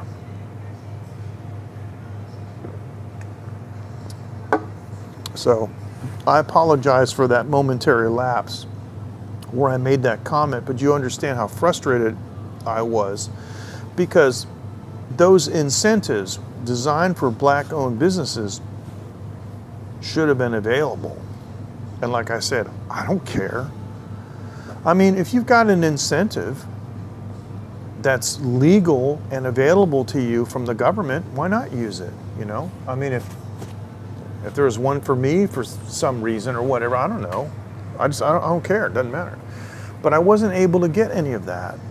And that was a big frustration for me, because I watched other people that had the finances develop these things. There's a big studio in Miami that went online maybe 2 years later. All of a sudden they're internet connected and they're doing all this stuff.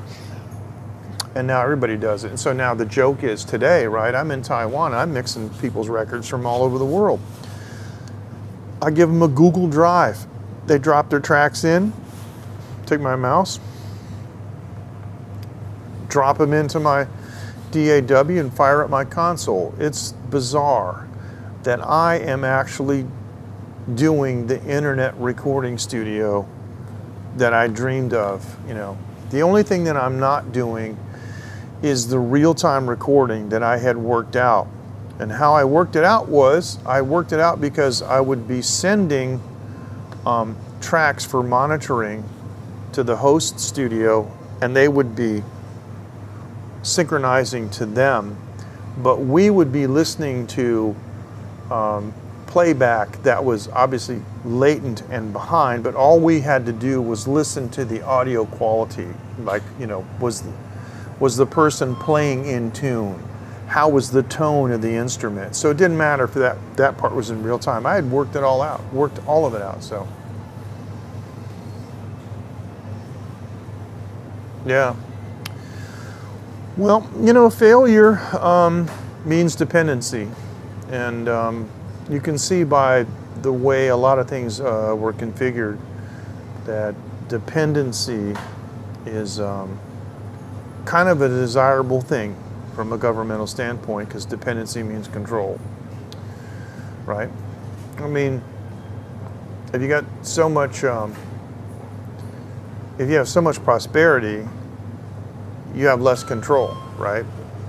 So you keep, you know, part of the Communist Manifesto is that you have a high tax rate on the population. You keep them taxed, and it prevents them from having discretionary cash, which, you know, they could use to mount any kind of an insurrection or any kind of a, you know, or really affect governmental change at all. So draw your own conclusions.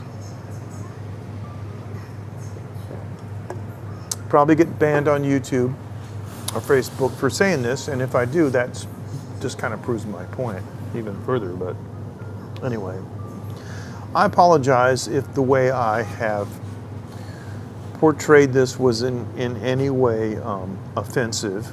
It wasn't meant to be, and we can't be too hasty about presentism. And presentism is the practice of judging events and actions in the past by the understanding of the present. Because if you do that, then everybody is wrong. You know, you look at how the nation was developed in North America with, you know, the immigrants that came and they pushed the indigenous people out of the way and everything. If you try to judge everything by presentism, you know, things I did 10 years ago, you judge them by presentism, I would be canceled, you know. But at that time, it was okay. When I said those things to the gentlemen that were involved, and they agreed with me at the time. So, yeah, that's just, we have to be careful about presentism. That is one of the big problems with left-leaning policies, is that they act like everybody throughout history should have known, and even courts will not prosecute you for what somebody thinks you should know. They prosecute you for what the law is, and laws change. So anyway, at least there's that principle. Boy, oh boy, we get into some really heavy discussions, don't we? Holy cow. But they're good, you know. Kind of reminds me of my talk show past. I do kind of miss radio. I have a face for radio, so as long as you're not looking at me, you know, it's better. I can turn my camera off, and then it's just more like radio. So I can go up here to this dot here and just like, you know. And now we're FM 101, MJ at the mic here, and we're going to talk about blah blah blah. So that's how it was in the old days with me. Yeah, on the Talk America Radio Network. So they are. Things are going to get real tough, and I have a study project for you. Go to the G20 website and look at what they all just voted on.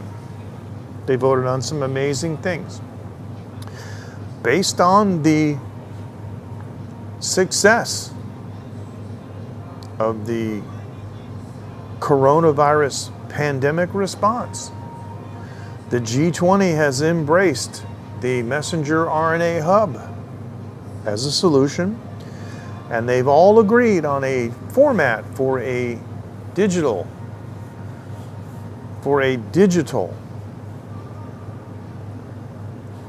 passport. They've all agreed on it, and they've all agreed on travel restrictions based on required vaccination. So who's going to require them? It's not doctors, it's politicians. We saw what happened when politicians managed a medical emergency. So Mike, why do you hate to see Confederate soldiers on monuments? I'd like to hear that.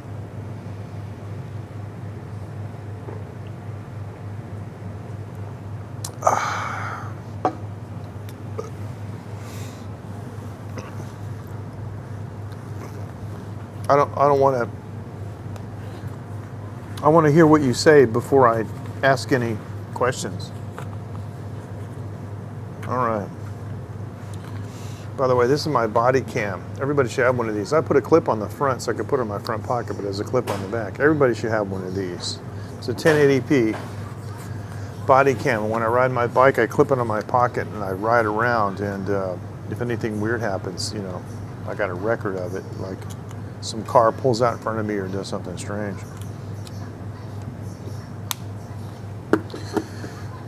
Hating the Confederate soldiers might be a good example of presentism, but now in Taiwan, when people use a toothpick, we put our hands in front of our mouth.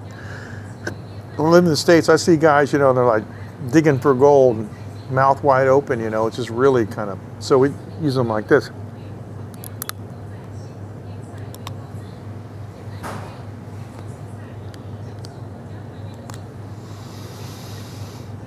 Well, oh, but, okay, Stone Mountain, Georgia, yeah, but that was done in modern times. I saw that years ago before it was done. Yeah, Columbus, And there was Magellan and Marco Polo and a bunch of people. And there was, I mean, look at Alexander the Great and all the people that he subjugated. Again, it's presentism. I know what you mean. How I like to look at it is this.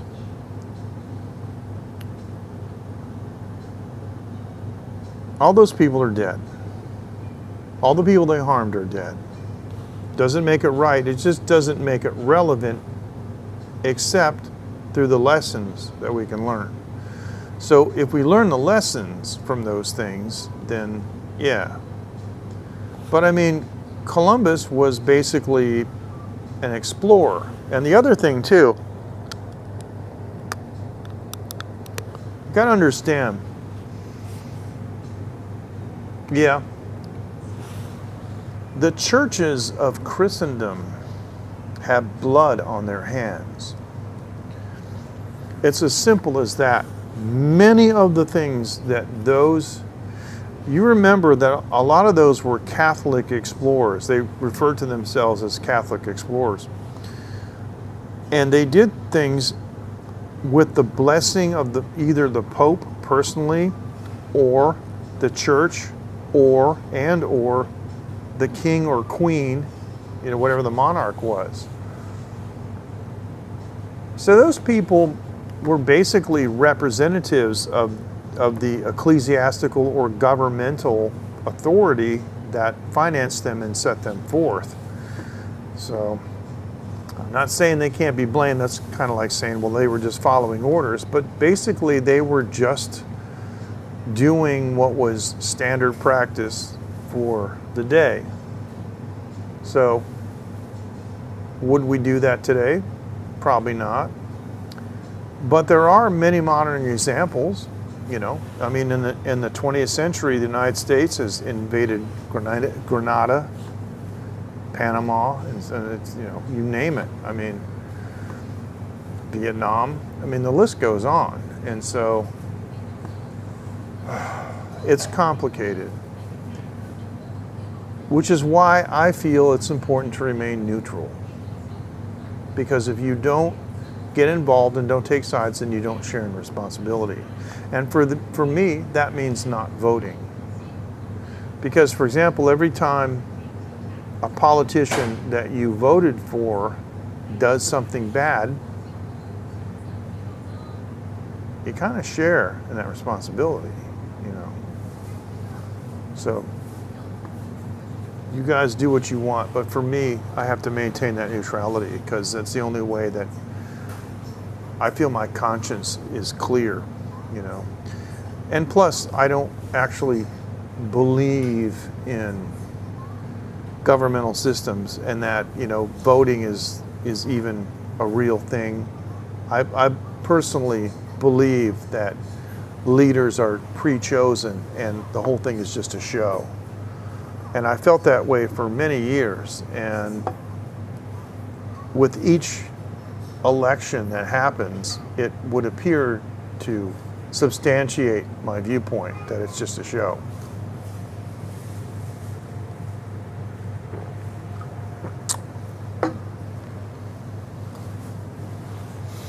I mean, often you look at polls and then you look at election results and they don't match up. I mean, there has to be some big flaw somewhere, you know. Like, for example, Disney's big new woke movie, you know, with the gay teenagers and stuff, right? I mean, that's just dumb. But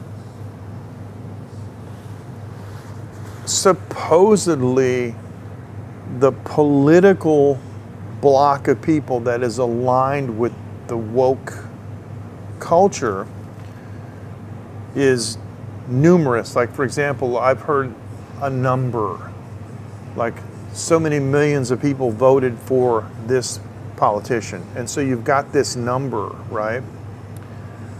But that number is not supporting that movie. So where's the discrepancy?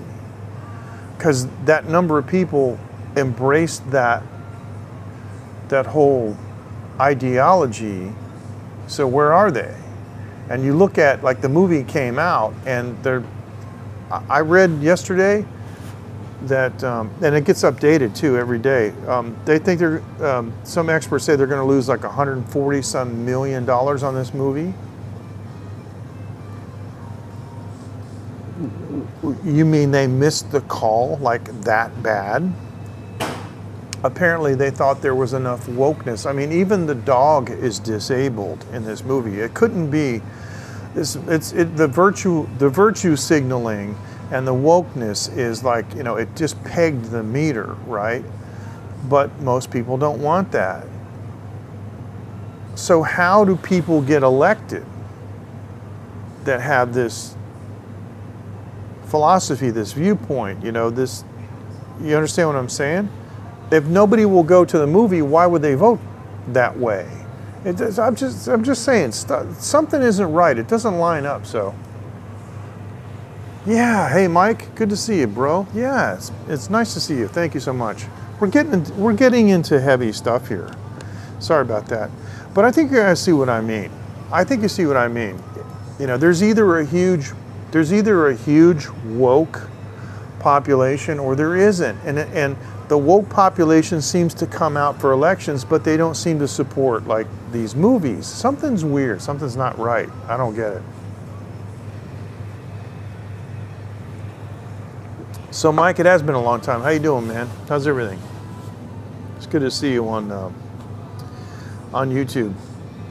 I probably just destroyed my YouTube channel tonight with this discussion because we went into some crazy stuff. But tomorrow morning at 10 a.m. my time, and it will be 9 a.m. Eastern time and 2 a.m. UTC, we're having a special premiere broadcast tomorrow morning.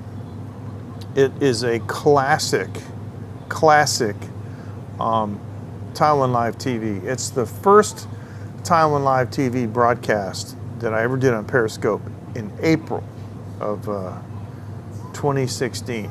So we're going to do that tomorrow. It'll be a premiere, so I'll be joining you guys. It'll show like a live stream. Yep.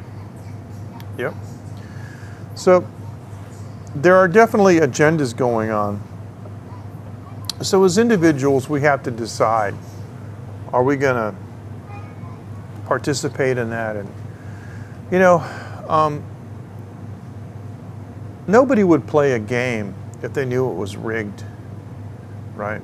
I mean, if you were going to sit down and play a chess game with somebody and you knew there were magnets or something under the table or something funny going on, you know what I'm saying, like roulette or whatever, and you knew it was rigged, you wouldn't play.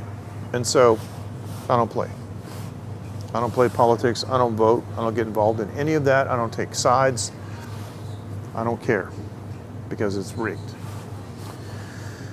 And there's one thing that I have learned.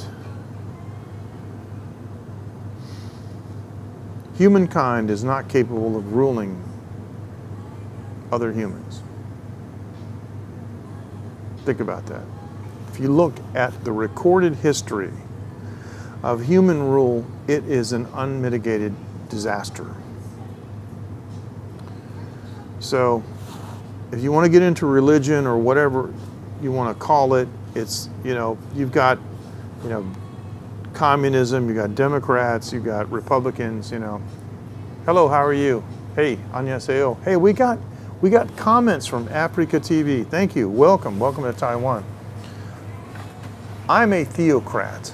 Nice to meet you too. Thank you so much. Yeah, thanks, Mike. Me too. Thank you. We got comments from Africa TV. I really appreciate that. Thank you so much. I want to say, how do you say? Dedanhi gomasonida. Wow, I forgot my Korean. It's a long time ago, so.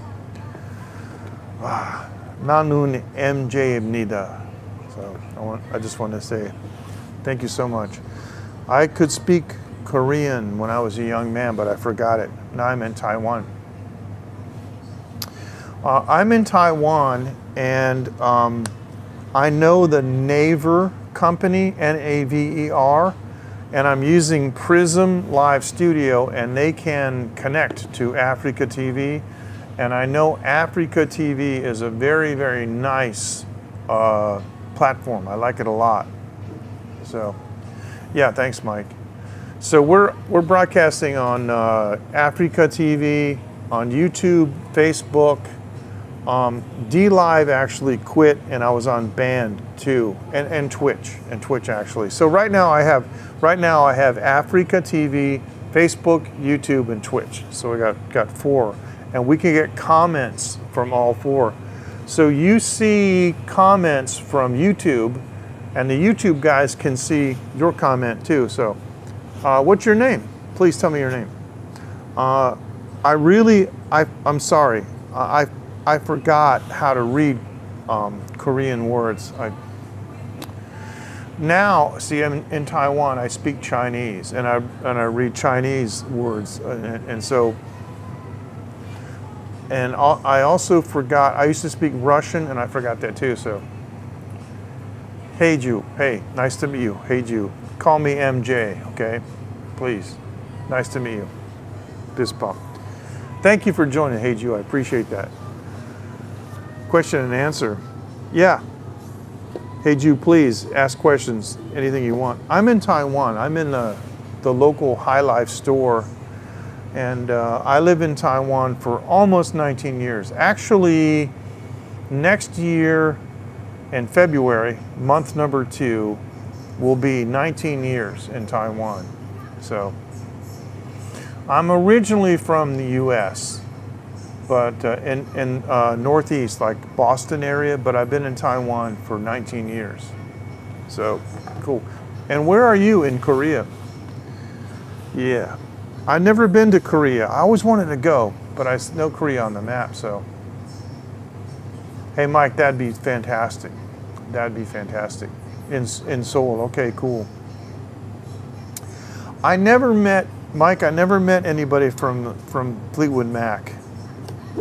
Would have been great to meet, Peter Green, but I never met him. I'm more familiar, with the musicians in Boston and all those guys. So in Seoul, when I was young, I dated a woman from Korea, and she always told me I should go to Incheon, to the beach. No, I want to go. I want to go. I want to go. A lot of Taiwan people go to Seoul because they have like super high quality clothing, and for the women, the cosmetics, and the women can go crazy in Korea on the cosmetics, I want to bring my family though, right? Yeah. I really, really want to go, but I will tell you this: I love Korean food. Okay, in my home, in my icebox, I have a container of gochujang. I love gochujang, and I always have some kind of. This may be crazy, but I have peanuts, like fantastic. Hey, 고맙습니다. I have some peanuts, and I put the gochujang in the peanuts in a bowl, and I stir them. Did you try it like that, man? It's amazing. Spicy peanuts, it's amazing. And of course, in Taiwan, we have a lot of Korean food. The kimchi. We call it pao cai. In Chinese, we say Hanguo pao cai. Hanguo, you guys say Hangu, but in Chinese we say Hanguo pao cai. And also the bulgogi. Yeah, we have that in Taiwan too. And a lot of barbecue stuff from Korea is great. It's fantastic. On my channel, I have a video short from one Korean barbecue restaurant, and they have the the hood, right, that sucks the smoke, right, and it comes up and down, and they put it down right over the grill. It's amazing. I love it. So kimchi is always one of my favorites. A lot of places in Taiwan have really excellent kimchi. and it's very good for health. And they also have the cucumber style. So my family, we like to eat, there's a big mall called Big City in Hsinchu. So yeah, living in Taiwan, yeah. And I've been in Taiwan almost 19 years. So we go to the Big City Mall, and there's a Korean restaurant there. And I always they have a small tray, 3 dishes. It's 100 NT, so it's $3 US. And I get 3 different kinds of kimchi. I get the cabbage, the cucumber, and the white radish, you know, the daikon, like Japanese style. I call it in Japan daikon. I get the 3 kinds of kimchi. It's like, oh, so good, man. Yeah. Oh, see, the thing is Taiwan people, you know, they love everybody. And so it's amazing. There's a lot of Japanese stuff here, a lot of Korean stuff here. They just love everybody. So you should, man. And you should come here, and we can live stream together, okay? So you can contact me. Look at my channel. You can contact me, but you'll love Taiwan. Taiwan people are cool. And if you tell them you're from Korea, they're going to be, oh, very good, very good. So they love it. Yeah, because you know, obviously, you probably already know that the Korean dramas are very popular in Taiwan. It is, yeah, it very much is, very much is. But it has a lot more spices. Now, don't get me wrong, I love sauerkraut. And sauerkraut is probably one of the more perfect foods. I've heard doctors say that these pickled foods like kimchi and sauerkraut. So, no, I don't watch them. I don't watch them. But my wife knows, and my daughter knows. But a lot of people watch it in Taiwan. Very popular, and they always have Chinese words, you know, on the bottom. So we can obviously we can read them. They're speaking Korean, but we're reading in Chinese, you know. I'm not a big drama guy. I don't like drama too much, but a lot of people love them. And so I'm going to tell you something else.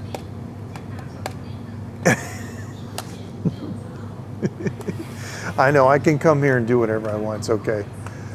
A lot of Taiwanese ladies, they love Korean men, how they look. So, yeah, I can speak Chinese, yeah. I mean, okay, I'm like an intermediate speaker, you know, because I can walk around and do whatever I want to do. I did, yes. I haven't seen Jevons in a long time. Jevons owns his own business, right? So he makes his own hours, and the guy is always in the wilderness. He's by the seashore. He's an animal. He's all over the place. So it's really great. Oh, that's okay. That's okay, because in all the big cities like Taipei, Kaohsiung in the south, Taichung, so many Taiwan people can speak English. So it's no problem. Here in my neighborhood, I'm in a small town, almost nobody can speak English. So if you come here, I'll have to talk for you. But I bet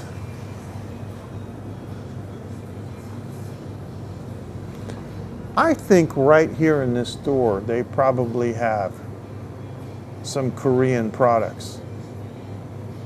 Maybe we should take a look and see. You want to take a look and see? Maybe I can ask the guy.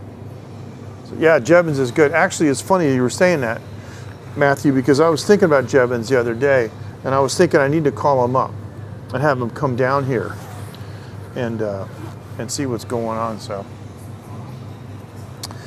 right now, the time in Taiwan is 2:03, 2 a.m. and 3 minutes. So we're like, I think we're 1 hour away from you. And Korea is 1 o'clock, right? Wow, I didn't realize it's so late. I took a nap earlier, so everything's okay. All right, let me do this. Let's have some fun. I'm going to talk to the guy for a second here. Hold on. I got my gimbal. Hold on. Hold on. I'm gonna point this on me. I'm going to ask him if he has any. Thanks so much. Are you taking off, Mike? I'm gonna make sure that he knows that I'm photographing myself. Hello. I don't know where the guy is. I don't know where the guy is. So let's do this. We're gonna turn this. Oh man, I just got some food already. So this is all kinds of stuff, and I'm trying to see if I see anything specifically from Korea, but I don't. Almost all of the convenience stores have some kind of Korean products, but wait a minute.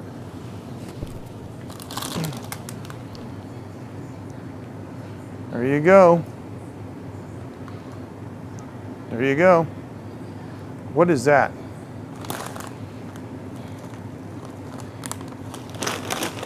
This is from, yep, right, from Seoul, right?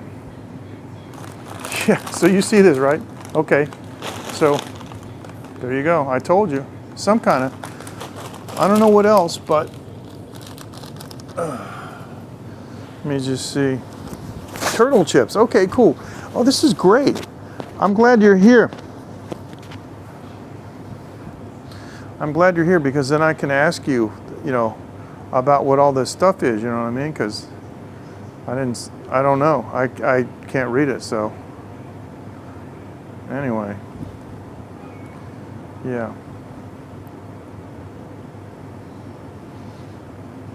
Doritos, yeah, me too. And these are all Chinese names on the Lays. That's how you say Lays in Chinese, right? And so, let me look around here.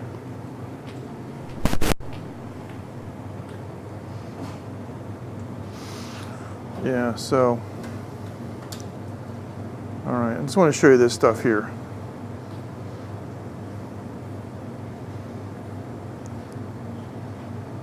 All right. Okay, so, yeah, a lot. But again, I don't see any Korean stuff, so. Oh, but they have Thai. Look at this. We have Thai stuff here too, see? And this is really cool. This is Thai plum. These are dried plums, and they're a little bit sour. And what this is really good for is drinking. You know, when you drink alcohol, these are kind of salty, and they're pretty good. Spring-loaded? Yeah. No, these aren't spring-loaded. Sorry, I know what you mean, sorry. But those will pull out. Let me see what they got over here for. Let me see.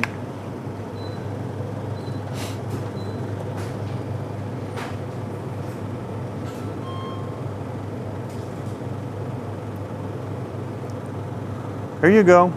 There's more. Yeah. I told you. You should come here, man. So this is interesting because it's an India Pale Ale. So where's this one from? Seoul, yeah, okay, so there you go, see? They got a whole bunch of stuff here. And it's just like, you have to look careful because, they can blend in. A lot of Japanese stuff, and this bar beer is actually made in China, but it's from Kirin. And let's see, what is this? Oh, you know this one? Do you know this one? I do like beer. I just drank 2 beers. Where is this from? Chinro. This is, oh, this is Tokyo. Okay, okay.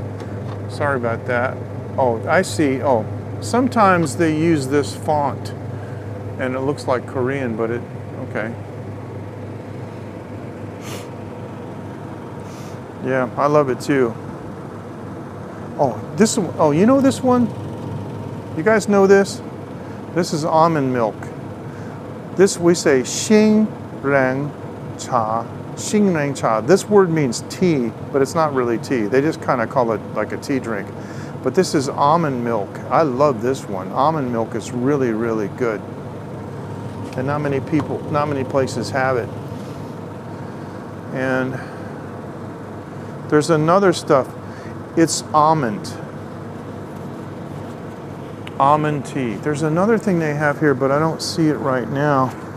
They have this smoked, they call it dark. Yeah, I know what you mean. But they have lots of tea, and the tea in Taiwan is very good.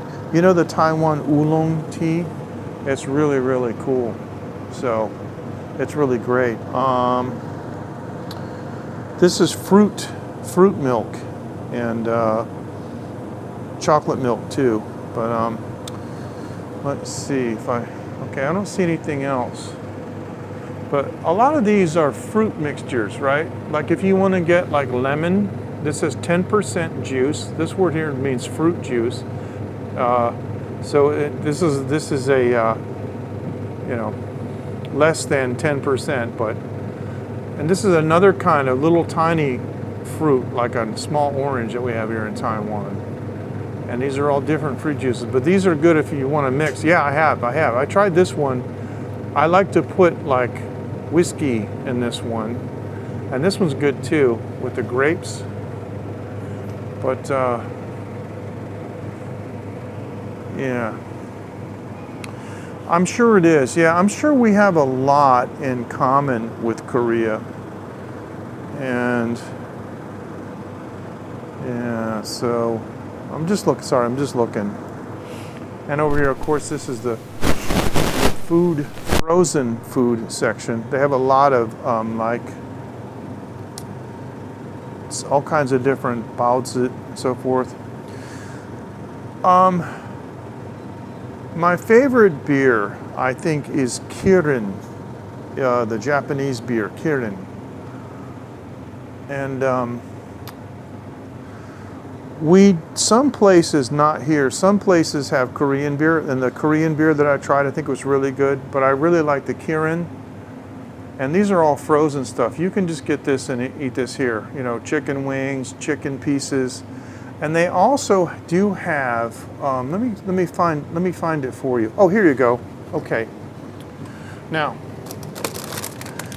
in Chinese, you may understand this word. This is the word for Korea, Han, right? Because Korea is Hanguo, right? So this is Han, Si. This means Korean style, and this is Za, Ji, and this means fried chicken. So this means Korean style fried chicken. And down the bottom it says it's frozen. And so this is 45 NT. So $1 US is about 32 NT. So this is like maybe $1 US, $1, that's right. Actually, you just wrote the second word in simplified Chinese, like China. We use the traditional here, the more complicated one, but that's, I can read that, Hanguo, right. You see, we use well, it doesn't actually say, oh, here it is, right here. There's the word guo, that's what that means. That's the same word, that second word. So feng wei means like special or particular. No, I'm not, I lived here a long time. Feng wei means like specialty flavor, and this is salt, the salt kind of flavor. So anyway, yeah. So that was the Korean style chicken. So actually it goes down here. So there's a lot of it, see? I mean, it's here, here, and here. So a lot of people eat that. It's really popular.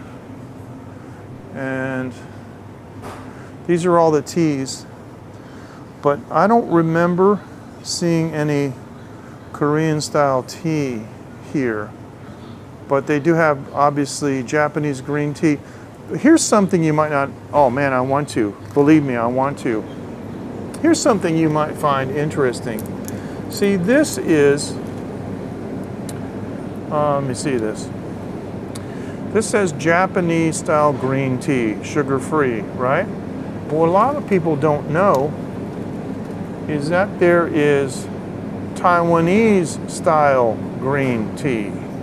A lot of people don't know this because they know green tea is Japanese, but Taiwan also has green tea and it's really good. But Taiwan green tea like this has sugar in it. But yeah, I guess you probably didn't know that. And of course they got all the regular Coca-Cola and all the other stuff. So that's cool. So that's all this stuff, you know, and you can see how big, like, a lot of stuff here. All right. So I already showed you that one down there, the turtle chips. There's too many to look at. I'm just kind of looking at here. Yes, it's called Hilife. It's a Taiwan convenience store, kind of like 7-Eleven, And we have another one that's also called Family Mart. Okay, I don't see any Korean stuff here, but I'm just looking because you got me interested now. All right, that's all candy. So, yeah, and this is like bread, different kinds of bread and sandwich. These are sandwiches, like they have the strawberry sandwich. I went to Taiwan to make money, actually. I came to Taiwan many years ago for manufacturing, and I own, with my wife, we have some family business here, so I just stayed here. And I met my wife in Taiwan, and we got married in 2007, and we have a 10-year-old daughter. And I named my daughter Phoenix. So she has kind of a special name. Now this is ice cream. And sometimes the ice cream, they have some Korean style stuff in ice cream, but I don't see this. But oh, you know what they got? You know how in Taiwan they have the pearl tea, right? Everybody knows the pearl tea, right? So, yeah, but I don't see it right here. Okay, so this, you know, zhenzu, right? I know, it's hard to believe she's 10, isn't it? Zhenzu, and this is hong cha. So this means red tea or black tea, right? It says black tea in English, but it says boba, right? Now that's really funny because boba is Taiwanese for what we say zhenzu. And it's funny because if you take this word away and you just have that second word, Zhu, that's my Chinese family name. Zhu. But anyway, together, that word kind of means a type of red color. But zhenzu is the pearl, like you see in pearl milk tea. So the way to say pearl milk tea, you wouldn't necessarily say hong cha. You say, because you want to say the latte, you would say zhenzu nai cha. Nai, niu nai means milk. Nai cha would be like pearl milk tea. But that's what this is. This is pearl milk tea ice cream. And yeah. So, oh, wait a minute. What do we have here? What is this? Oh my goodness. I believe we found some, see, I told you. Yeah. Hey, Ju, what do you think of that, huh? Look at that. Told you.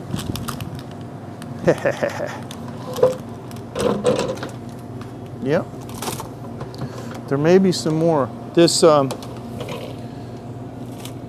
here, this is a very famous, the Aimee, very famous Taiwan brand.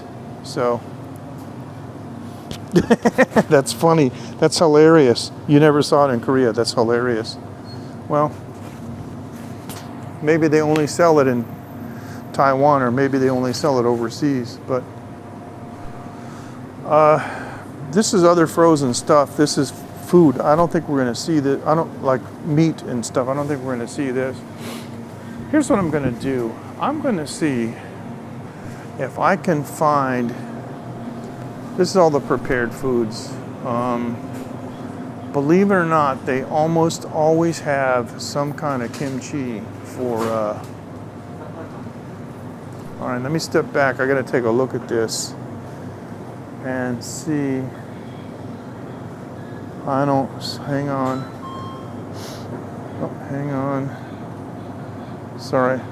Just call me MJ. Like, you know, 2 letters. MJ. Everybody calls me MJ.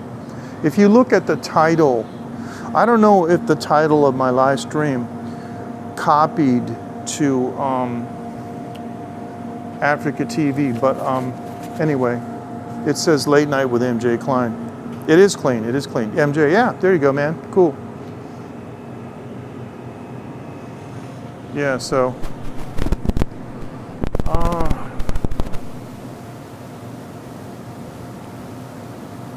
I'm going to ask the guy to put the camera on me. Anyhow. Hey, 先生，哎，你好，不拍照我哈。请问你有韩文泡菜吗？韩国泡菜。对。我找一下。我的客户想看。So I just asked him, okay, and I said my customer, my viewers, hey, Gene, fist bump. They want to see it. He's looking for it now. So I don't want to photograph him. I'm going to photograph my ugly face. But he's looking around, and most places have it. I don't think they have it here. So yeah, 我没看过了. So anyway, I'm going to go home in a little while. My wife trusts me. You know, I stay out late. Everything's cool. So we've been married a long time. But I'm going to wrap this up pretty soon. We've been on the air for 2 hours, like 2 hours and 20 minutes, something like that. So, okay, here we go. Oh, thank you. Oh, 谢谢, 谢谢. Okay, very good. Okay, thank you. Now this is from Taiwan, and see, there you go. Korea style, and these are the 2 words that we use in Chinese. Pao cai. This word means like fermented. I'm gorgeous. Yeah, thanks, man. I appreciate it. So this is all in Chinese. And so this is the company here, agv.com.taiwan. And this is all obviously in Chinese. So this is not from Korea. But we see here, there's 3.8 grams of sugar. And this is carbohydrates. Okay, and the bottom one here is salt. Those are the main ones that we worry about. This is protein here. So it's pretty good. The sugar's low. Sugar's 3.8 for 100 grams. And this is actually probably pretty good. But it even says right here, see in English, Korean kimchi sliced in sauce. So we love this stuff here. This is just, I mean, oh, and it's right over here in this. Oh, okay. That makes sense. Oh, okay.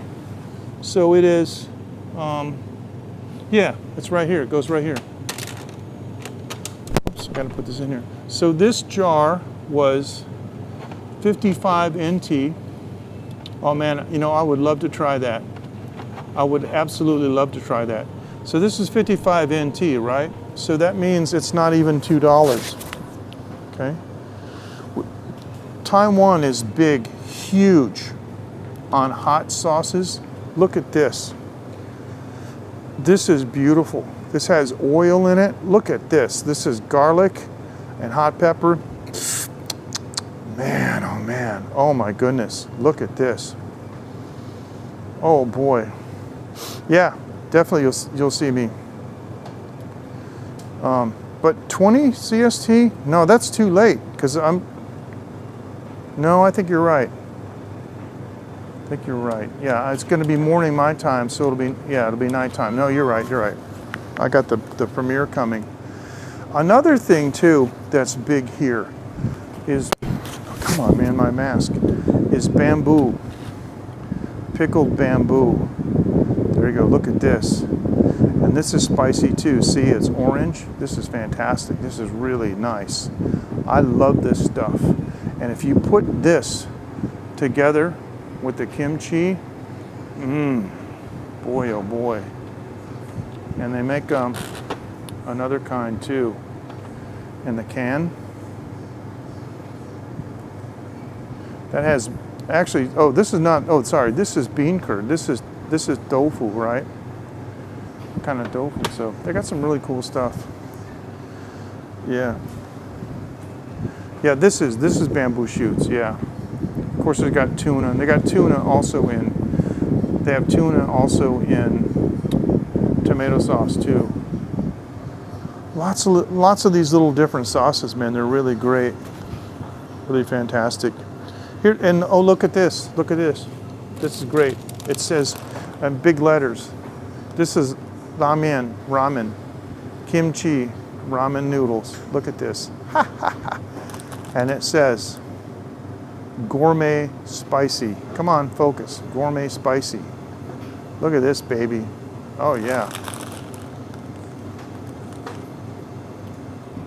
So where is this from? Product of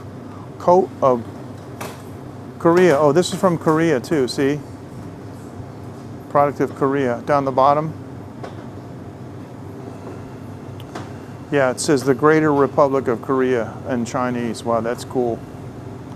So there's another Korean thing just sitting there, you know? You don't know. You just have to look. But there's a bunch of it here. So there you go. I think it's pretty cool that you have so much stuff here. So yeah, kimchi ramen. Yeah, I would eat that. Are you kidding me? I would eat that in a second. That would be great. That'd be fantastic. So I'm glad we took, you know, a little walk over here and saw it. I'm really glad to have our new Korean friend join us. So that's cool. That's really great. And then I never had, you know, too many people follow me on Africa TV, but I like to broadcast there. And I saw some, I'm sorry. I saw some really nice live streamers, you know, in Korea. There's one girl on Africa TV who's from Laos, you know, where Thai is, and North Laos. And she broadcasts on Africa TV 8 hours, 10 hours, 12 hours. It was really, really long time. It was amazing. And she lives in a small village, so. Welcome back. Welcome back. I think you missed a little bit. You'll have to look. I found some ramen, some kimchi ramen. And yeah, it was pretty cool. All right, so it's getting late. We've been on for 2 hours and almost 30 minutes. So I'm going to say good night. I'm going to say thank you so much for joining. And so, hey, Ju, thank you so much. And, you know, I appreciate it. And so tomorrow morning in Asia time, I have a special broadcast going on. So I got a question. I got a question for you. If I'm live streaming, should I say 안녕히계세요 or should I say 안녕히가세요? Because am I leaving or are you leaving? I don't know. Should I say like 안녕히계세요? That's for hello. But if I leave, I mean, I don't know. So I think 안녕히계세요. I think that's the correct way because I'm gonna leave, right?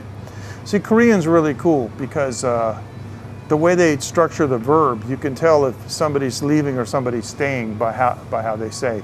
And there's also a structure for respect.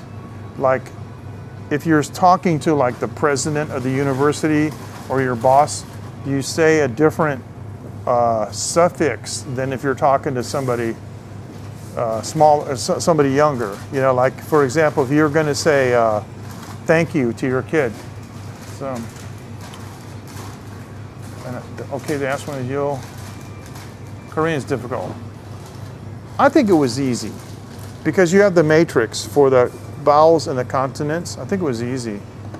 But thank you very much. Hey, Patrick, thanks for sticking around, man. That was cool. Thank you so much. And you guys take care. And I'll have to. We'll talk about Korean later. But well, the grammar is very similar. The only thing I will say this: there's no tones. Thank you so much. Hey, Coco, thanks for joining. Fist bump. Wow, thanks for joining. There's no tones in Korea and in Korean, so it's nice. You don't have to worry about tones. You can use your voice inflection, right? You know, like if you're excited or something, or angry or happy or whatever. But in Chinese, you have to use tones, so it's hard sometimes. So, yeah, well, your English is great. English is great. Thank you so much for joining. I really appreciate it. All right, I'm going to take off, and guys, we'll see you for the premiere tomorrow. It'll be 10 o'clock my time, and I'm not going to be on camera. I'm going to be like, so, but I'll be with you guys on the premiere. So you guys take care. Thank you so much. Good night. Thank you so much, Heiju. Thank you everybody for joining. And okay, I understand. I do that sometimes too. You guys take care, and we'll see you next time. Here's the big finger. Good night. Bye-bye.